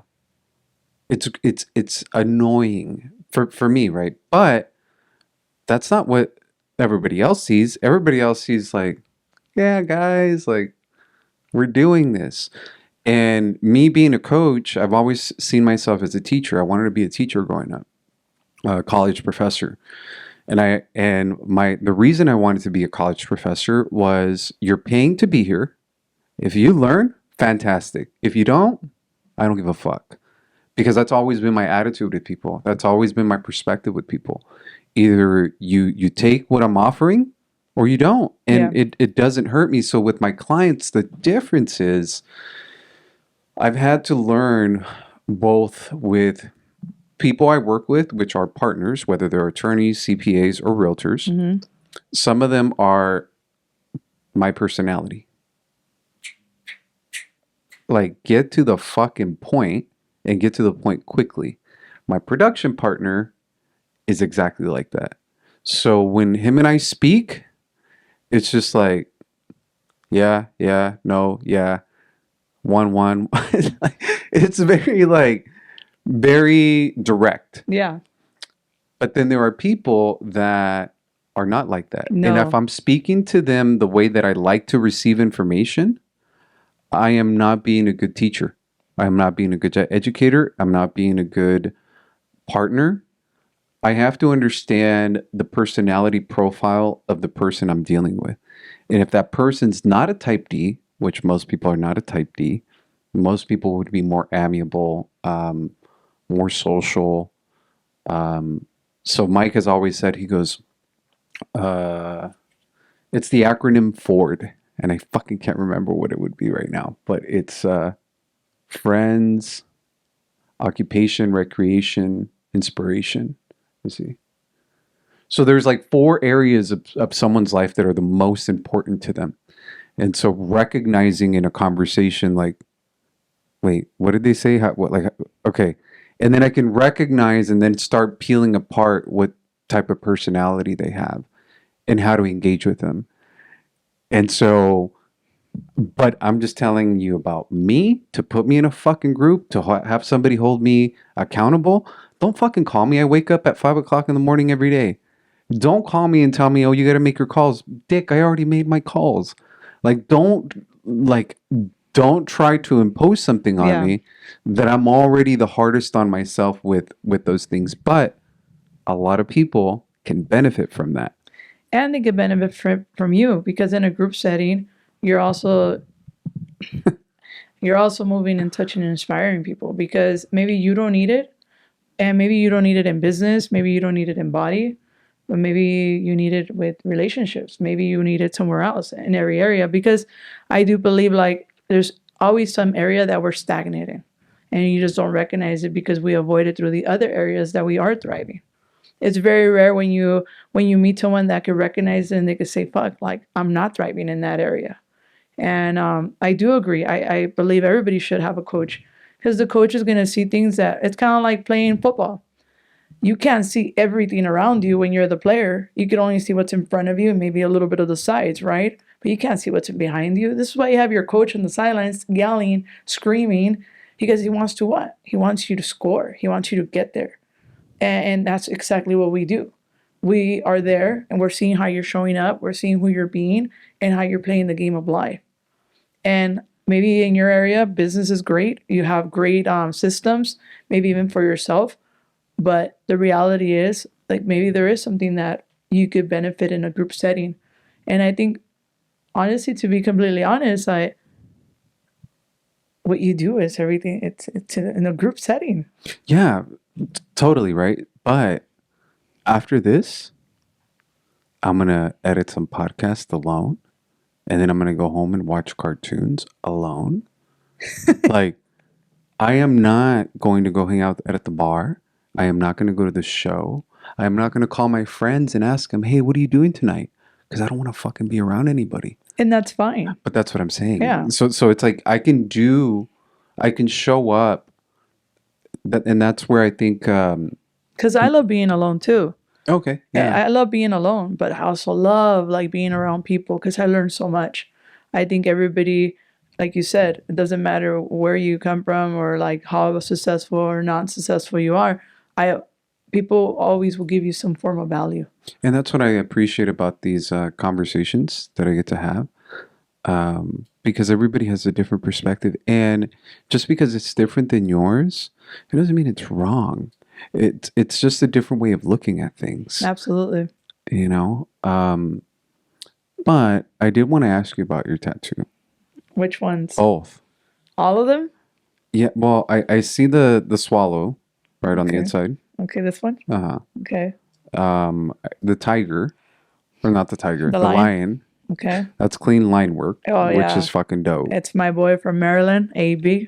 From Maryland? Yeah, Are you from Maryland? No, I'm from LA. He was from LA, but he moved to Maryland. And I was going out to Pennsylvania. And then I would drive down to Maryland and I would get tattooed by him. Mm. Most of my tattoos are his. And that one too? This one too. So that's traditional. Yeah. Yeah. So he did the traditional work on the left side too? Or on the right side? All these are his. This one, the big pieces are his. Yeah, this is the one that's different. Well, because it's still not colored. I haven't gone back to get it colored. Oh, okay. That's the only thing that's missing is the color. But are you doing traditional colors? I'm doing colors like this that pop out. Traditional. Yeah. It's just the drawings has a lot more detail than what a traditional would have. So I have traditional on my I love your tattoos. thank you. Yeah, I need to get more. I want to get more. The goal would be to just have a full body sleeve. Um, and I mean the neck I probably won't do till later, like the front of the neck, back, but yeah, I mean I just full body sleeve. You That's know, what it's I want. crazy because that's exactly what I want. Yeah. I want everything. I want to be fully blasted, but with the same traditional. I like traditional. It's my favorite. But you want to know about my tattoos? What exactly? Do they have meaning or is it just art or Well, the one that I like talking about now is this one, which is like the sailboat and stuff. yeah. And it didn't have meaning. I just really like it. And my friend AB and everybody was like, dude, that's like a guy fucking tattoo. That's like people that like it's a guy tattoo. I didn't know why I liked it. I loved it. I was just fucking tattoo it. I love these boats. I love this boat. I love the ocean. Like it's so freeing. I love being in the water. Long story short, about 2 or 3 years ago, You're gonna have to send years. me a picture of that. Yeah, for sure. Mhm. I met some people that are very spiritual guides, like horoscopes and all that. And they were telling me about my past lives. I don't know if you believe in that, but they were telling me about my past lives, and they told me that in my past lives I used to run boats. And they never seen my tattoos. I was wearing sweaters and stuff, and that I used to run boats, and I used to run them from Egypt all the way to like out here, right? And I was tripping out. I was like, but they don't know I have this tattoo. Like, how do they know? They're like, yeah, your whole like life you've always reincarnated into a man. And when you used to be like in your past lives, you used to run these boats and you used to be head of the shipping boats and all that, right? You used to fight pirates and stuff like that.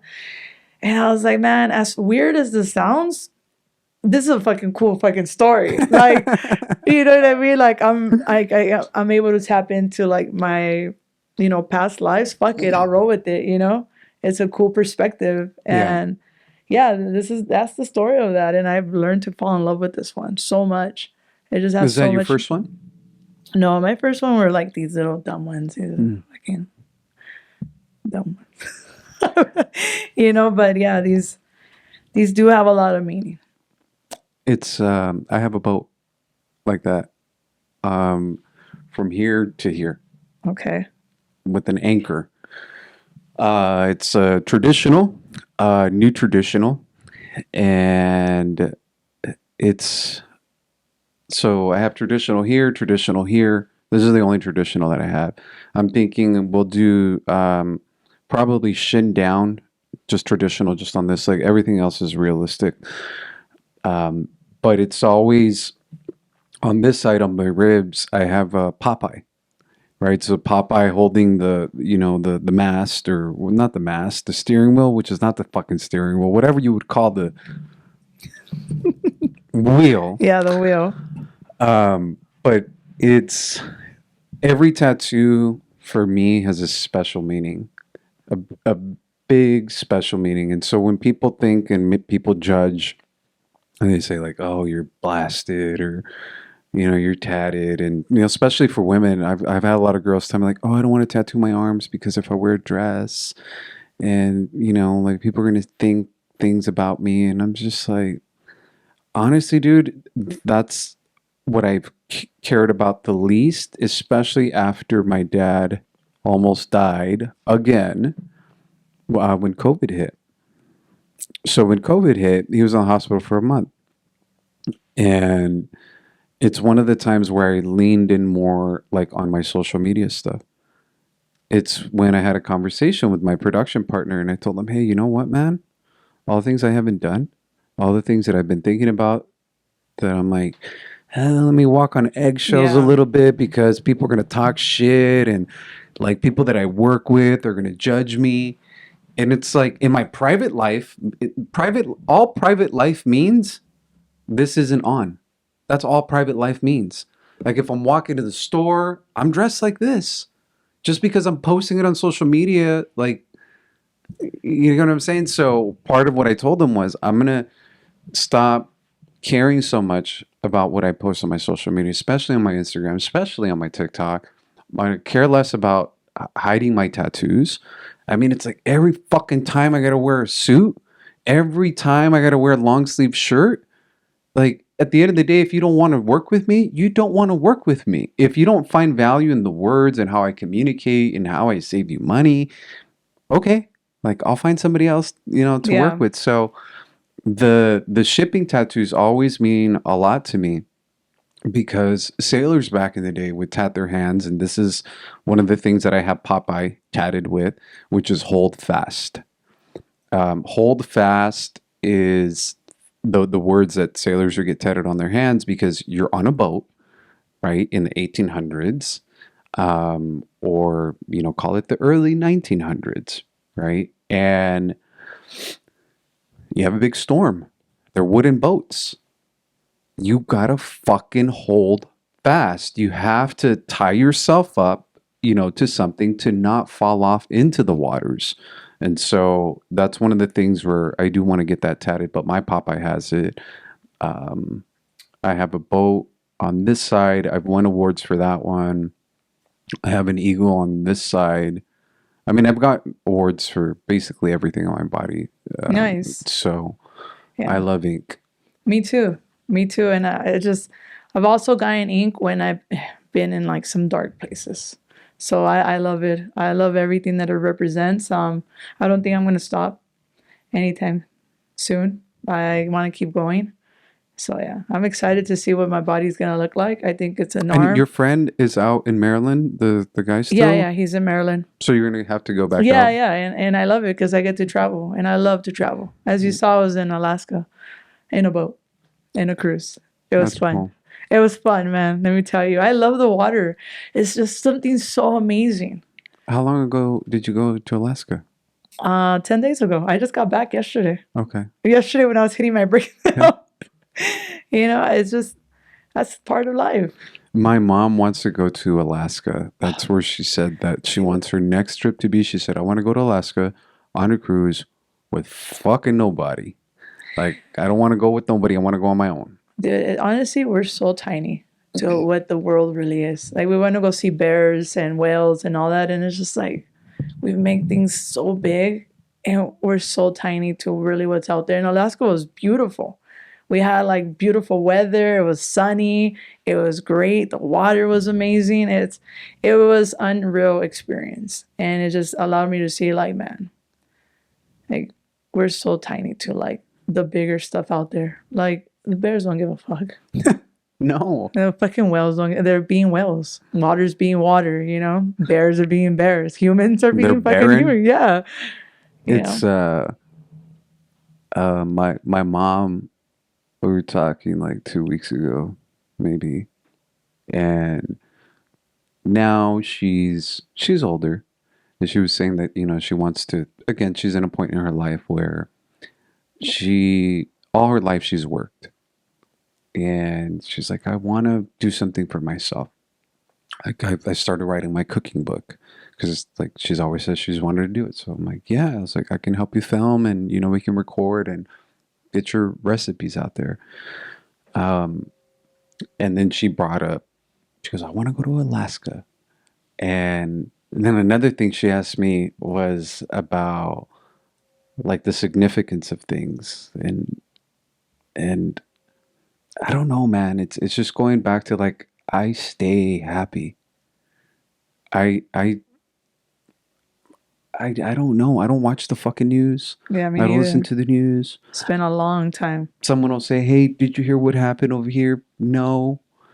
Don't kill my vibe. Oh fuck. I got bills to pay and shit to do and like I'm living through life. And so she goes, well, she's like, well, what if like somebody calls you or I'm like, Mom, I have my notifications off. Well, what if you get an email about something? Notifications off. Instagram, I'm like, notifications off. Everything's fucking off. Because if I'm in a situation, I'm in a moment, I have to be present in that moment. I can't have anxiety thinking about the future, and I can't be depressed thinking about the past. And so, Alaska, bears, fucking being on a boat and appreciating nature and understanding that we're smaller and almost like insignificant in the grand scheme of things. It's always that perspective that's playing in my head. Yeah. So I Yeah. vibe with that one fucking 100%. It was also pretty cool to see the graphic demeanor that was on the boat. It was a lot of retired people, older people. It was pretty cool to like be there with like some of my closest friends, also some of my colleagues, and it was cool because we're the youngest, like literally the youngest there, and it gave me a sense of appreciation that I didn't have to be retired to do something like this. Because I asked my friend, I'm like, why? Where's all the young people? I want to party. I want to, I want to party on the boat. And she's like, well, think about it. Not a lot of people could take 10 days off. And that made me kind of sad. I'm like, the only opportunity we have is now. We don't know when it could be too late. So I was so grateful. I was so grateful that we could be on the boat doing our thing and we're not worried about money. We're not worried about certain things. We're just there. We're living life and we're appreciating nature. And I'm in like the most awesome place that I could be in because water calms me down. Mm-hmm. You want calm, not roller coaster aura? Take me to the water and I'm like, chill. I lived in Maui for a year and I love that. That was a beautiful experience, I love to travel. It's been great. It's been great. Like, last year, I didn't even know. Well, this year, I didn't even know that I traveled 3 times to Malta, which is out there by Europe. Mm-hmm. It was amazing. It's wild. Life is an opportunity and it's up to you to really take it on. Water calms me down too. We have a lot of things to like. Yeah, but it calms me down like when I have a migraine. So I'm serious. I sit in the fucking shower in the dark. I'm not kidding you. I will turn on the Naked? shower. Yeah, of course. Sometimes I wear my Speedos, but I it mean, helps if I some wear them people, backwards. some people throw themselves in the shower and like, especially if they have a migraine, they don't care. They'll go in their top or, something. A top and no bottom. Yeah, I'd like to do that. You like to do that? I don't know. Like people wear their bathing suits sometimes to go. I don't know. People are weird. They do some crazy shit. No. I'm not that So I gotta weird. ask. These are important facts, ladies. There's important questions. Yeah. No, I just sit in there in the dark and just the water feels so good. Like the water makes me feel good. I was gonna say something really inappropriate. I was like, well, maybe one day I'll join you since I like water. There you go. We'll just both be there naked. We'll do a podcast In Alaska. the dark. In the dark. No camera. No, let there be a camera. Yeah, one of those waterproof cameras. Yes. So water has always made me just, I don't know, it calms me. Like every morning I meditate in the shower. Like I just sit there and like breathing exercises, don't tell my mom because my mom's like, always, again, my mom, a lot of the things that you've talked about, it's like my mom, like 100%. So I know a lot of the things that I've been saying. Yeah, of course. That's why it's not weird to me. It's not. And you know what else it is? It's common sense. It's just sometimes I think we forget that we have that, and we don't tap into that. And sometimes it's just people not being open. Yeah. People aren't open. People don't. Not everybody's trying to find a solution to improve themselves. Like I love myself. I'm happy with who I am. It's like a scale, right? Like I have lots of fucking love for myself. I don't lack any fucking love for myself. But I'm also a shit talker to myself. I'm my own worst fucking critic. Like, you piece of shit. Like, that's how I talk to myself. You piece of shit. What the fuck? Why didn't you do this? Why didn't you do that? Like, I'm a drill sergeant in my own mind. And others from the outside looking in could say, well, you're succeeding, man. You're doing great things. And I can get the pats on the back. And the only thing I could say is thank you. But the demon in my head is like just constantly pushing me down. And I've talked about that many times where my brother very nice to himself in his head, I have a hard time with it. And it's not always common sense. Yeah. Or it could be common sense, but it just fucking hasn't, Well, we don't tap into it, and it goes Tap back to into it, being yeah. honest. Some people cannot be honest with themselves. It's too harsh for them. It's facing up to their mortality. That's what it comes down to. You can't be honest with yourself. I think you could be very honest with yourself, even brutally honest with yourself, that this is why you have the success you have. A lot of people can't be honest with themselves. A lot of people like to fall into the victim mentality, the survival mentality, the this and that. You're not in that. You're more in a different. You're in a different Rachel. But I also think that it's because you're very honest with yourself. Even if it's brutally honest, I think you're honest, and you're not trying to portray to be anything that you're not. And even when you are, I think you can call yourself out in your bullshit. I just, like, why lie to yourself? No, absolutely. There's no point. Like, I mean, again, it's like the same thing. Like, dude, who you lying to, bro? Yeah. Like, so, are you having any upcoming workshops? Yes, September 8th, 9th, and 10th. That's our basic training. And that's the start of a new like legacy journey. And yeah, it's like a week from now. Yeah. That's like 7 days from now. Yeah. I'll be full on training all day from 10 a.m. to 10 p.m. all 3 days. Where's that at? It's probably going to be in Norwalk, Whittier area. Yeah. And if people wanted to go, is there still space? Or Yeah, absolutely. Yeah. Absolutely. They just got to register, and we get them locked in and we get them ready for the training. So we get them a coaching call and stuff like that, so they could get pretty ready. That's good. Yeah, it's amazing. I invite everybody to look. You're either going to do the 40 years of transformation, which life will take you through, or do a training like this where it can show you what's working in your life and what's not, and learn to vibrate and learn to like be open and honest with yourself. Some people, I guarantee you, that's the only thing that they need, is being that open and honest and giving themselves that raw, honest feedback. You got to remember too, feedback is not personal. It's just someone's experience of how you're showing up, and that's it. And it shouldn't be personal. It's like, imagine if you paid attention to every negative comment. Yeah, we would be fucked. You think I'm everybody's cup of tea as a coach? Fuck no. There's so many people that don't like me, and I'm okay with that. I always say, if you don't have haters, you're not making it. You're not making it. There's always going to be someone that's going to criticize something. Always. It's funny because, we were in the cruise and we still have our commitments. I still have to work out, right? And I went to work out, but I had my running shoes. I had my Vans. And someone put, oh, you're working out in your Vans? And I'm like, yeah, because the commitment doesn't change. The commitment doesn't change. You do what you have. If I have to work out barefoot, I'm going to do it. I know what got me to 370 pounds, and I know what got me to 168. So it doesn't matter if I'm wearing Vans or not. The commitment does not change to me to live a healthy lifestyle. Jennifer Puglisi. Hi, Jennifer. She told me once similar words. And I'm like, Jennifer, I don't want to rock the boat. That's never my intention. And I don't want haters. That's never my intention. She goes, yeah, George, but you're doing things. And it's going to fucking happen. I said, okay, that I fucking get. But like, it was more of along the lines of what you just said, where it's like, if you don't have haters, you're not doing, or you're not rocking the boat, or you're not doing great things. Yeah. Right.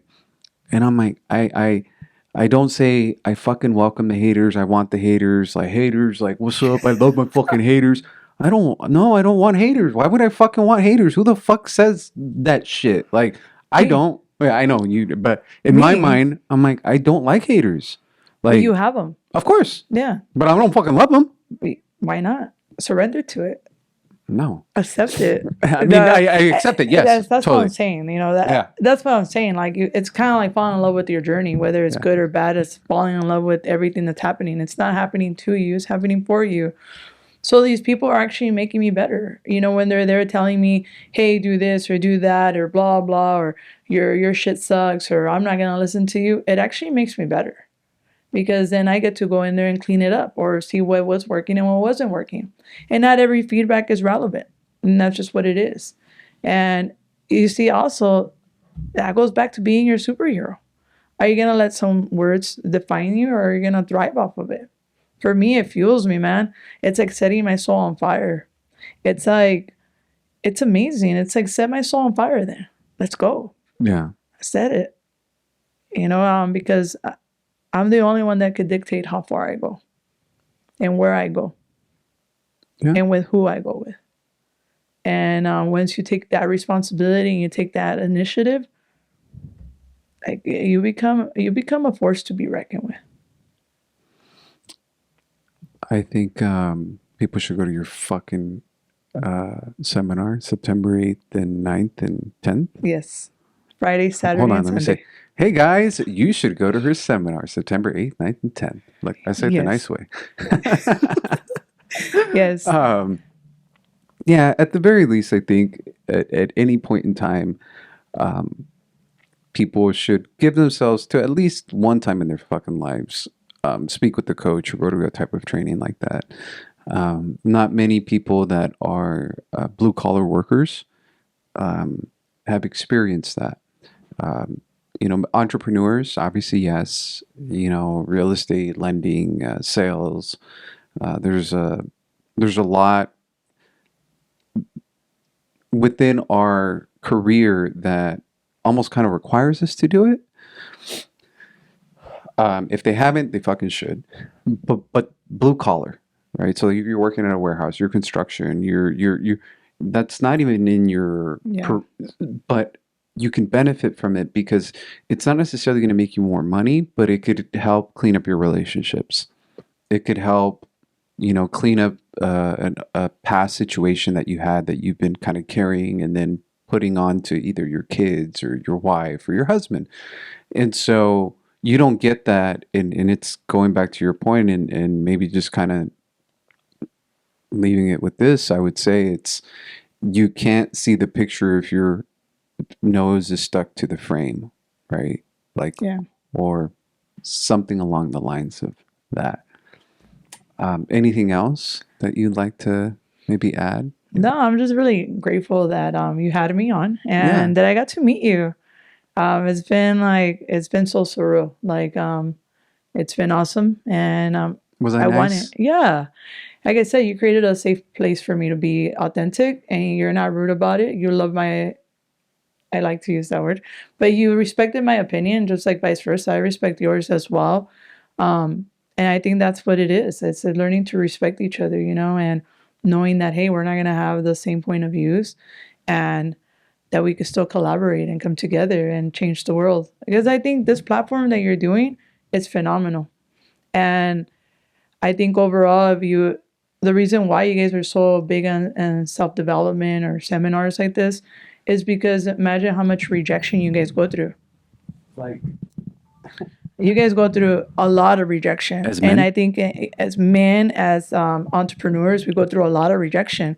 You have to have some kind of like tough skin to go through all that rejection.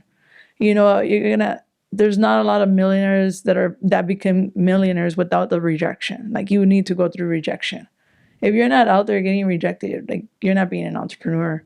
That's why most people that have businesses, sometimes they fail because they cannot handle the rejection. They take it too personal. Instead of like looking at it, okay, I got rejected. What can I learn from this? This is why, like, I believe in sales, real estate, all that. You guys do believe heavily on the self-development because you know that you're greater than that. You're greater than that rejection.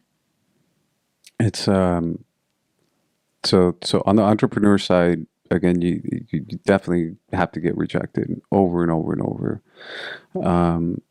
It builds thick skin. You understand not to take it personal. And sometimes objections are, you got to figure out what's important to the client rather than selling the product. It's like what's really important to them. So it's like my approach has always been a consultative, soft approach with people, an educational approach. Never a greasy salesman, because I never wanted anybody to treat my parents like that or my brothers. And then on the male side, as men, I mean, I've been rejected since I was 5. Literally, like, Since you're 5. of course, I want to play house with the neighbors and kiss the girls, and my mom would I tell was the me, kid that got chosen last, so "Oh, because I was the chubby kid, that couldn't run, or I was that kid. Until they yeah." figured out that I was a tomboy, and they're like, "Oh shit, she's badass." So it's like that rejection. It, as a guy, like, I think, and maybe I'm wrong, but I think you experience a lot of it. You got to ask a girl out. You got to ask her to prom. You got to ask her to the dance, right? You gotta you're always, it's a requirement in society for you to be the one to ask. So you're constantly no, no, no, no. So to me, a no, it's like, okay, like, I could give a fuck. Yeah. So respecting someone and respecting their opinion and respecting what works for them, respecting that someone likes blondes versus brunettes, someone likes assertive communication versus detailed communication. It doesn't mean it's wrong. And so, yes, this platform, our conversation today, there's a lot where I'm like, yo, dude, yeah, I see the same shit the same way. And then there's other things where I'm like, no thanks. Like, that The doesn't work. roller coaster, the Well, emotional. You yeah. know what I meant, though. No, I know After what I you meant. cleaned That's it why up, I play on, I play on it.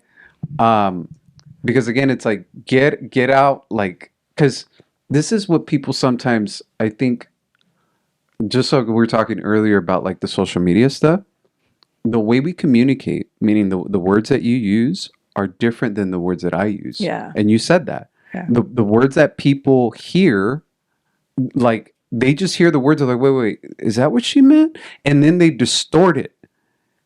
They distort it because they don't know your personality. And it's just a clip, Yeah. without watching a full podcast. And that's why I want to, this is why I'm very scared of like going out and like really presenting myself because of that. Because it could get distorted and it's just badly influenced and stuff like that. But you know what? Who gives a fuck at this point? Like, I'm here one day, I'm not going to exist in this beautiful world. So if I offend someone, fuck it. I'm not here to be polite. I'm here to live a life that's authentic to me. But And you're not here to also purposely offend anyone. no, of course not. But That's if they never get my intention. offended, okay. Like, that wasn't my intent, my bad. But Yeah. I'm not, like, you're not even in my, like, I'm not even looking at you. Yeah. And you know what's the sad thing is that most people that get offended are the people that are not doing very much with their life. Those are the people that are constantly looking for right or wrong instead of living in the present, in the moment, in the now. Those are the people that are out of my concern. I want to leave an impact. And if this platform and your, podcast could do that for someone, then so be it, It's not that I love haters or anything like that, but I know you're going to get them. And it's just that common sense, like, hey, it's going to come and you're not going to be everybody's cup of tea. And here's the biggest thing. Nobody could talk shit about you when you could own your truth. Right. And I own my truth. I know where I stand. I know who I am. And I know where I'm going.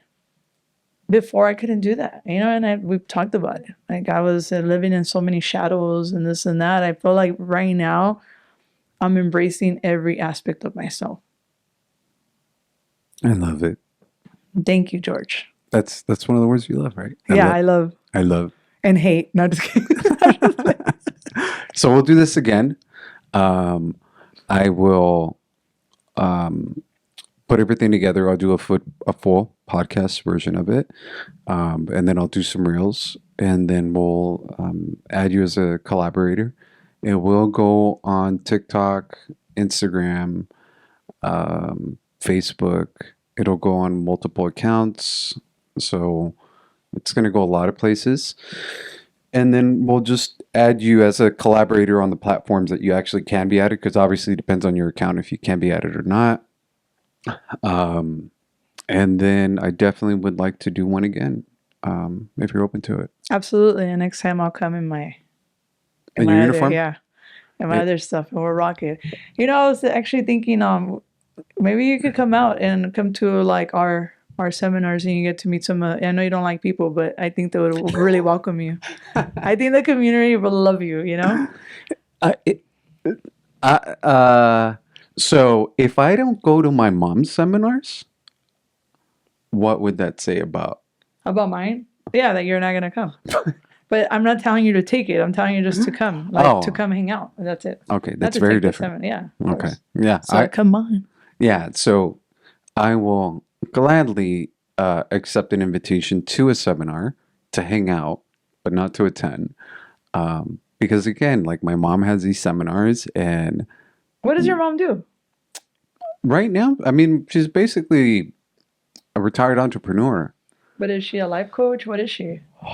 Um, she has her certifications for that. Okay. What Um, does she teach? like what does she teach Yeah, like on the life coaching? life coaching, transformation, quantum physics. Like, what is it?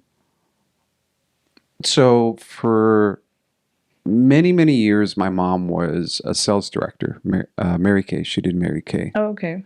Um, and then she ran another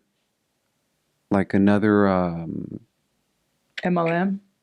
no, like her what would she call it? Um, uh, the point is she would play music and then she would teach transformationals like el básico. She would call it el básico, El avanzado. el El avanzado. legado. I have no idea what the hell that is. It sounds like we're like the same. Like we're probably. That's what I'm It saying. was a When 3 day seminar as I well. don't know. I never went. Dude, I gotta connect with your mama. I never went because again, I'm like, I don't want that shit. Like, what the fuck? I grew up with you for my entire life. I don't want to be around people. And then people cry in those seminars. People break down in those seminars. People say a bunch of shit, personal shit, and I'm like, I don't want to hear it. I don't want to hear anybody else's problems other than mine. I'm important. I could care less what they're going through. Like, that's me being facetious and being an asshole, right? But she's would send my dad to, well, whoever was in the group, right? My dad would go to them to like panhandle. Like, I want you to go panhandle and see if you can get, like, ask for $1. Go to a gas station. Go ask for a quarter. Go ask. So you could see and you can feel what those people feel in those moments of desperation when they're asking for money. Yes, there are people out there that are asking for money that are on drugs. Yes, there are people out there, because of alcoholism or maybe a nefarious thing. But there are genuine people out there that maybe have a mental issue, or maybe are depressed, or maybe they don't have family or loved ones. Like, it's not always the same. So to teach empathy, right? Another one was like an exercise, and I talked about it with Victor, where it's like picture your mom behind, her mom, and then your grandma behind her, and generations and generations, and then also how to bring out your inner child and find your inner child, and she's playing she would play music. So it's like, I don't know if it's life coaching, so I don't know what it is, but she's gone to Mexico for certifications, she's gone to Central America for certifications, and so she's had these like Yeah, it sounds workshops. very similar because I got certified by John Henley out in Mexico and DF. That's where I got certified, and now I also have another certification by Jerry J. White, and he's out here. He's in Dana Point, and he teaches only men. And he had one seminar for women that I was able to attend. That's where all the beach workouts come from, and like getting healthy and stuff like that. Because the biggest weapon we are is our body. You can't go nowhere unless you have your body. Yeah, so like I've known like all my life about, These workshops. yeah. So when she would offer, or when people tell me about stuff like, oh, hey, do breath work, and most people get weirded out by it. I'm like, no, dude, it works. I mean, I've seen my mom do it. Like I know it works. I know that those workshops work. I just don't like to do it, and talked about it with Edward, another realtor, where he was talking about like his journey with plant medicine, right? And Ayahuasca. ayahuasca. And he was having a retreat. And I told him this. He said, "Hey, you should come out." And I said, "I don't like being around people, dude. I don't. I'm not going to bare my soul around 20 people. It's not going to happen, you know." So sorry. Long story short. Yes, I will come hang out, but I won't do the workshop. Yeah, that's fine. I mean, you have your perspective. I think it needs to go a little bit beyond that, you know, because sometimes our perspective, you know, like you say, it's everything's perspective. Yeah. Sometimes our perspective is not leading us in the right direction, you know. And I'm not saying your mom's perspective or my perspective or that guy, you know, that invited you to his event, their perspective is correct. But for me, at least, it's like, try it. Don't knock it until you try it, you know? And I'm sure you try so many other ones and you see that it works, but don't knock your mom's seminars until you try it. No, Yeah. it's not a matter of knocking them. It's a matter of understanding that I don't need it. Maybe. Nobody needs it, but everybody needs it.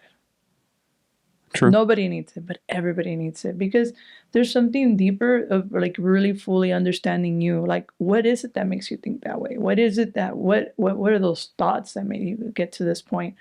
Why are you so overly like judgmental about yourself? Like that's important. That's important. And people want to do that I quantum. know. Huh? I know. Oh yeah, you know, but like there's a difference between knowing and actually doing something about it. And I think you have. I'm not knocking it. No, no, Like no. I I'm not. understand. And I'm not saying that my perspective is right or none of that. But what I am saying is like go beyond that. Go beyond yourself. Imagine your mom being able to train her son. Like that proud moment. Kind of like when she was really proud because she didn't even realize how inspirational you were. That I guarantee you is a very profound moment for her. And I think vice versa, like what moment would that be for her? You know, like what would it create for her? My brother's gone. Diego. Mike won't go. I won't go. Um, and I enjoy the like I enjoy being the way I am. So like going back to like the whole situation with my dad in the hospital, um, part of the difference that I had to understand was how my younger brother deals with things versus how I deal with things. Like, and when I was sick, because I got sick in a moment when my dad was in the hospital, like I came at him very aggressive, like to my brother. And I'm like, fuck, that's not fair to him. That's not fair to him because he's dealing with it as best he can. But I'm from the outside, like, obviously the older brother, like, very harsh, very direct, very like, get your fucking shit together, ask this. Just how my personality is. Yeah. But when I was in the hospital with my dad, that's how I was with the doctors. That's how I was with the nurses. That's how I got direct answers. And when he would call and check in, he never instructed me on what to do. And so those seminars, those lessons, those things, personally, I find more value in books. I find more value in alone time. I find more value in listening and not doing the work around people. I find more value in one on one. I just know myself. So it's going back to the understanding my client. So I understand my client. So for example, after we finish, I have a phone call with an engineer who works on government military contracts. And the type of conversation I have with him is very different than like my other clients. Yeah. Conversation I had earlier today with the gentleman, he's an engineer. Engineers and just like this other gentleman, they're very detail oriented, extremely detail oriented. Not a lot of fluff, not a lot of emotion, not a lot of decisions based on how they feel, but rather decisions based on numbers. So if I was speaking to them about, hey, don't you feel good you're going to get into a house? That would probably annoy the shit out of them versus a young mom. And so the seminar stuff, I think it's positive. I think it works. I know it works. Yeah. And I think a lot of people, many people would benefit from it. Yeah, but my point is it's not even nearly that. My point is just like, it's like, stop thinking about you and think about what it would mean for your mom to just be able to train you. You know what I mean? I don't care what it would mean for her. That's the whole thing. Yeah. Like, I love my mom. My mom loves me. But I'm just saying, think about it. I'm not saying that you should care, but it's just consider it. It's always nice to consider it. Like, consider what value you would give your mom if you saw her in that light. And I know you probably have seen her and she is phenomenal, but really see her in that light. Because I know for me, when I got to the opportunity to train my little brother and the opportunity to train my mom, it was beyond rewarding. Because my mom was like, yo no voy a decir nada de mis problemas, ¿qué es esto? You know, like, just very like, very George Merlos. Yeah, like, fuck this, you know, very like that. Very George Merlos. I don't care what people have to say and blah, blah, right? Yeah. And finally, I was like, she was like, okay, I'll do it. And she did it. And, you know, it was very profound for me because she was like, I didn't know what kind of daughter I had until right now. She said, I didn't know what difference you were making. Because my mom had a hard time with the job career that I chose and owning my own business. Yeah. She had a hard time with that. She just didn't understand it. She didn't think it was be stable. But now seeing me in that light, it completely changed her perspective and it changed our relationship. So I'm not saying for you that you're going to go in there, you're going to like it. I'm not even saying none of that. I know that you probably don't care. But just consider what it could do for your mom. You know, what it could do for her soul. I know what it did for me. And I know it sounds very corny, but I know that that was something that I needed and something that I had been desiring without even knowing. I didn't know I needed that. I didn't know until I got it and I received it. It's kind of like getting a gift without knowing that you're going to get a gift, like that surprise. And I was really like awkwardly surprised. And it's changed our relationship tremendously because I also got to see my mom as a human.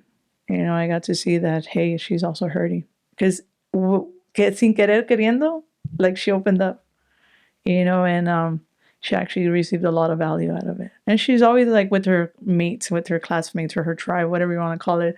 She's always talking to them and she's always asking me, how's this person? How was her coach, you know? And it's amazing. But my mom would have never got in there if I wouldn't have told her to consider it. And I didn't even know she was going to do that for me. Now when I tell her, I'm like, dude, I'm beyond grateful that you trusted in me. I'm beyond grateful that I got to experience you as a human being, not just my mom. Because I had to look at you beyond that. And I mean, and that's a reminder that I should look at you beyond that. That when you're hurting, I should consider it. And I should consider looking beyond that. You're just my mom.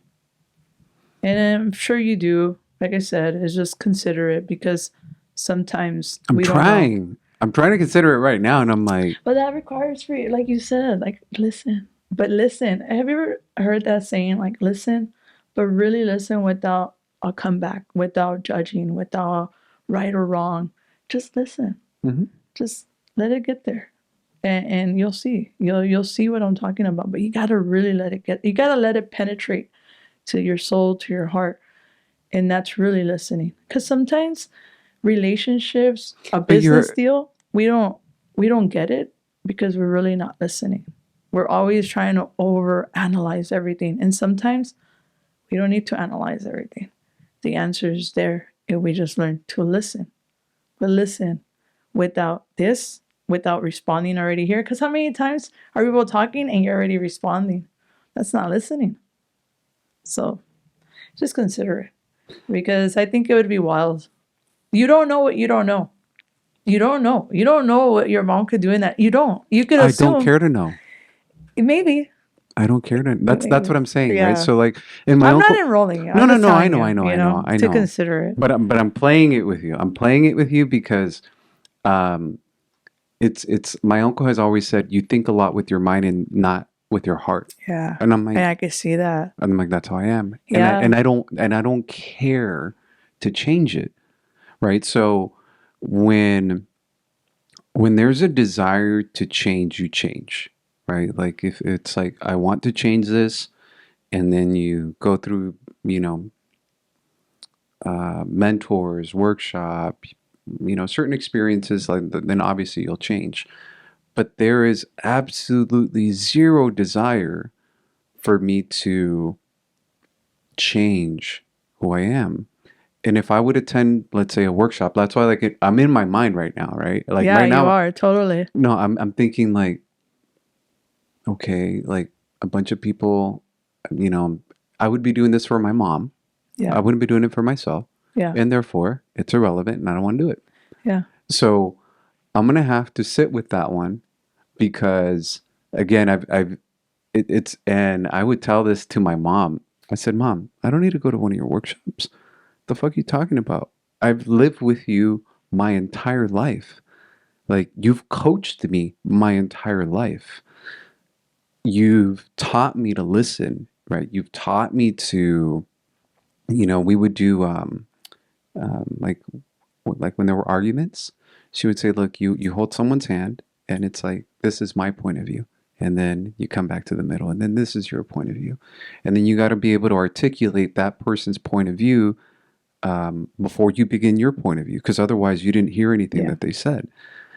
And telling me things of nobody can get you upset. You chose to be upset. Like my mom has been fucking, like I've gotten, 40 years of seminars from my mom.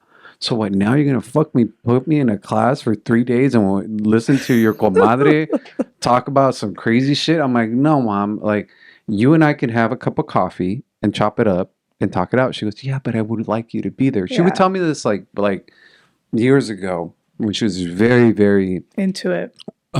Active, I would say, more active in it. Diego, would go. My dad has gone. My aunts have gone. They've supported her, and obviously, there's a lot more people that have done that. But now you're making me think about it. Well, here's the other thing. Okay, consider this too. Most people, when do they change? When do they have a desire to change? Kind of like your dad. When did he have the desire to change and really take on his health? How many times did it take? It took months. Well, I thought it took 4 for him to finally be like, I do want to live. Oh, no. A quadruple bypass. Yeah. So it was one major fucking thing. But most people change when someone dies or they're come close to a near-death experience. Yeah. The reason why I'm saying consider it is because it's important to her. And I could tell it's important to her. And you just never know. You just never know what it could do for her and what it could do for you. And then the other thing too is like, imagine that would have been like one of her biggest wishes right before she passes. Then, I mean, So she said the other day, she goes, I need you 3 to learn to dance for me. Que me hagan una rutina para mi cumpleaños. So I'm going to tell her, Mom, either we learn a fucking routine or I go to one of your seminars. Pick one. You can't have both. Or you could do the routine for her and you come to one of my seminars. I can rip your ass a new one. Yeah, that's not going to happen. I'm just playing with you. Not going to happen. Well, maybe. Don't ever say never, man. That's true. Don't ever say never. Don't ever knock One of these days I might be weak and just say, you know what? And that's when people desire the change. And it's like, why? When it could just be so easily. Just go do it. Remember, my dad said that I'm gonna try my way, and then I'll try the other way. You're a lot like your dad, then. Yeah, I'm tenacious. Yeah. I won't try to open the door. I'll try to knock it down. And people like you are amazing to have because it challenges us in different ways. I'm not always going to get a client that's going to be like, yeah, let's go, make me cry. Yeah. And it's awesome to have someone that could be very analytical. Just be careful with just be careful with that because it robs you. It does. It robs you, and then another thing too is going to rob you from your romantic partner, because us women, we're very emotional. You guys are very logical. What you guys would be like, let's fix it. Let's just find a solution. We're over here. We're going to spend a week dwelling on it. and, you know, talking about it. And that's something that, as a man, I would invite you to consider, to like be open to that, because I think every woman wants to have that connection with their man, you know. And I'm not saying that you got to be crying with them. That's not what I'm saying. But a woman wants to feel understood. Yeah, my uncle was right.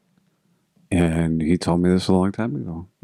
Yeah. He goes, piensas mucho con la cabeza. Yeah. And I'm like, yeah. And I don't have a problem with it. Yeah. But it's, I think you're right. I think you're right.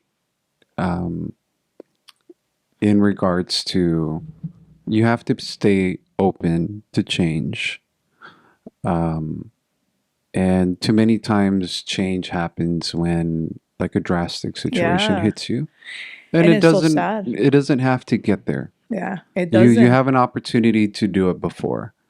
So maybe one day I get high on ayahuasca and I end up showing up at your seminar and you Let's make do me it. cry. Yeah, let's do it. No, honestly, because people change when it's something drastic happening or when they're forced to change. And it's like, it doesn't need to look like that. Yeah. It really doesn't. And I think that's why I love transformation, because transformation shows you to take responsibility of your life. Who have you been playing? And you've been playing a character that's worked for you. It's gotten you fucking amazing results. It has. But at the same time, what else can you add to that character that could amplify it and give it those extra superpowers that you need? Because, and also to consider other people. Because, dude, imagine the type of entrepreneur, the type of person that you would be if you consider that. If you start considering your mom, right? Because everything starts within ourselves. So you already consider yourself. You're really good at that. But then it should blend into your family. And then from the family, your city, you know, so on and so on. Then you could change the world, right? So consider that. Consider what it would do for your mom. Because like I'm saying, I'm sitting here and telling you, I didn't even know that that's what I was going to get. Well, it touched my heart.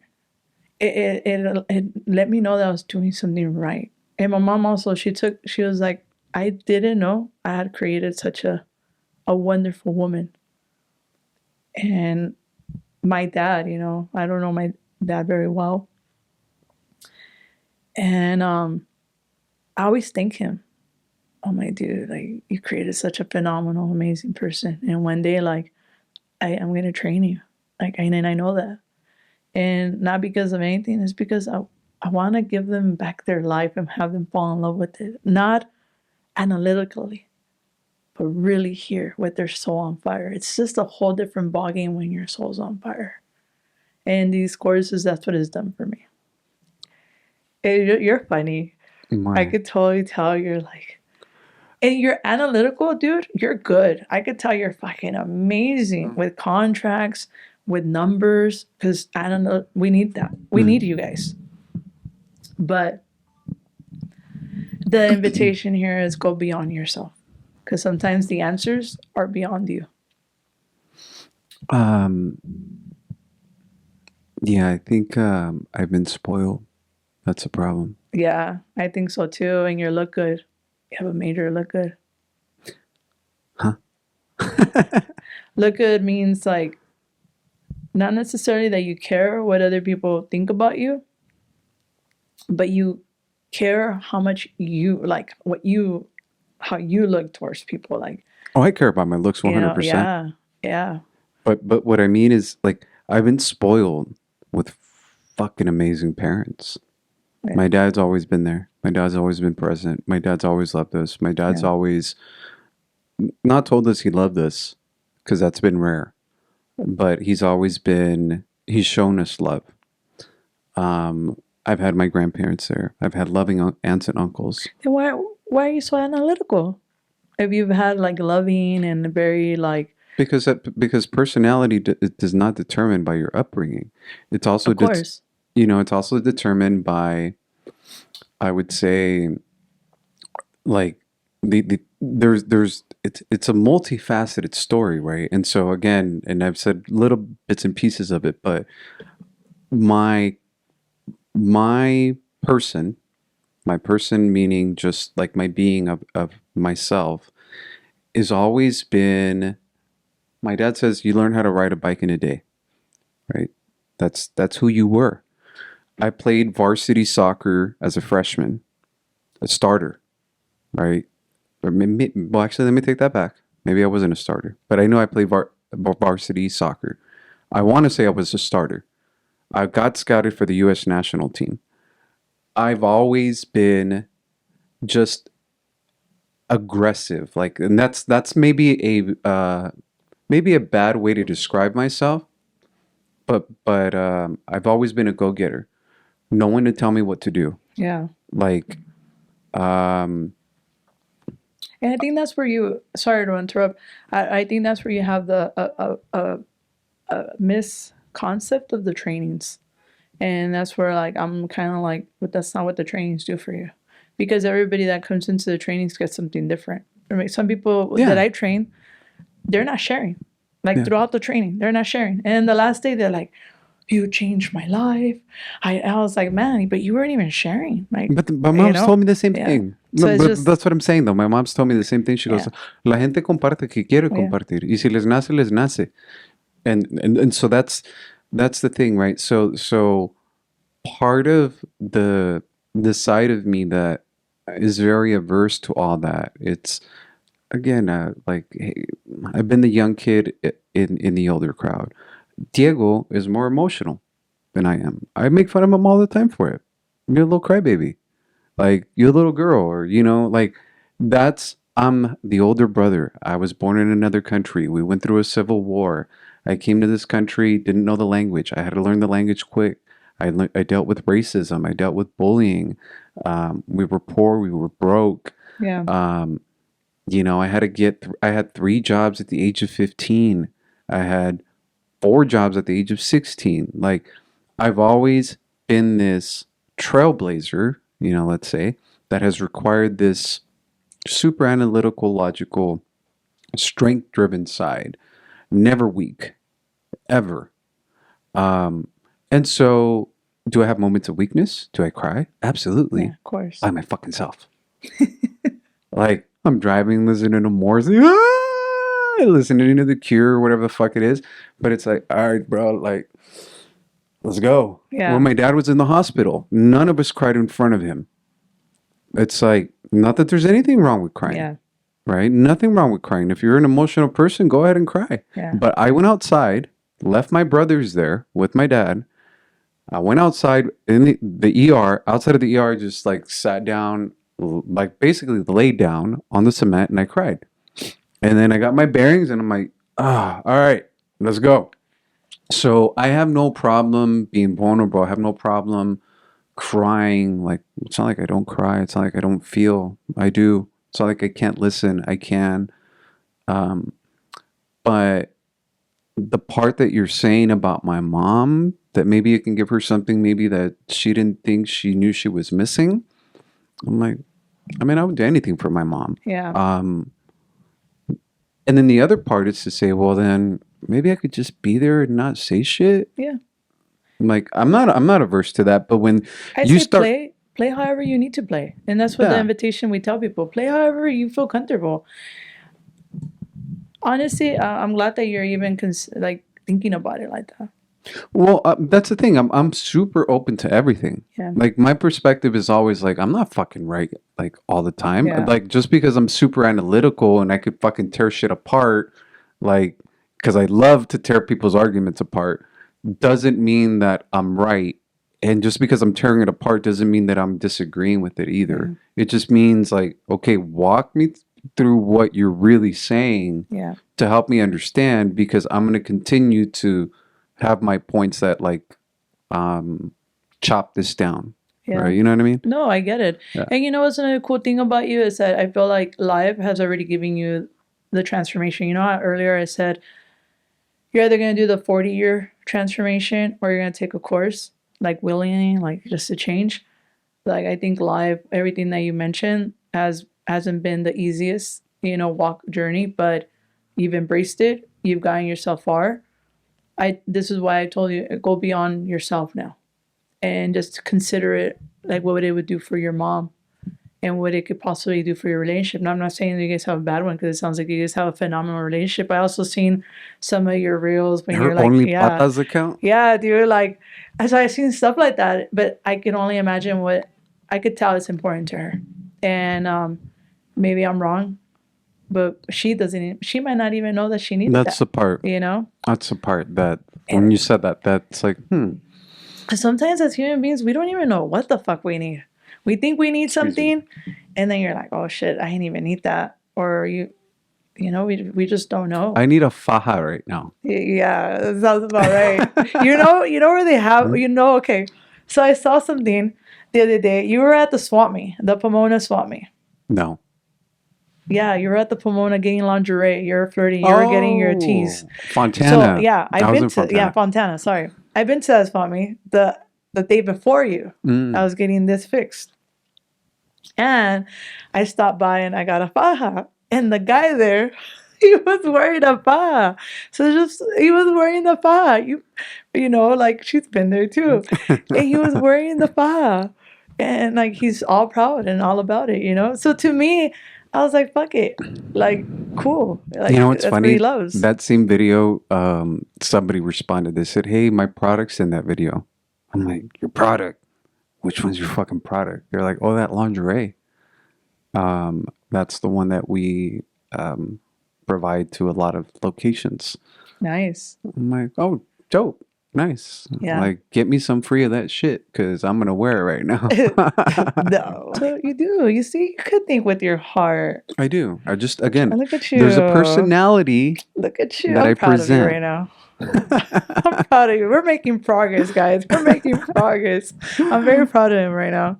So people can follow you on Instagram and Instagram, Facebook, and TikTok. Sorry, I almost lost it. and your handle is On Instagram is the_Ara_Gomez, and it's for all of them. the_Ara_Gomez. Gomez. A huevo. Well, A thank you huevo. again. Chingon, appreciate you. dude. You're a chingon. Have fun. I had fun too, dude. Did you have fun? She's like, fuck, I want to go home. No, she's Thank one of you my for hanging people. out. She's one of my people. Her sister is my main coordinator. She runs everything for me, and another trainer. And then she's I'm freezing too, dude. I was like, oh, I want to say that I'm cold.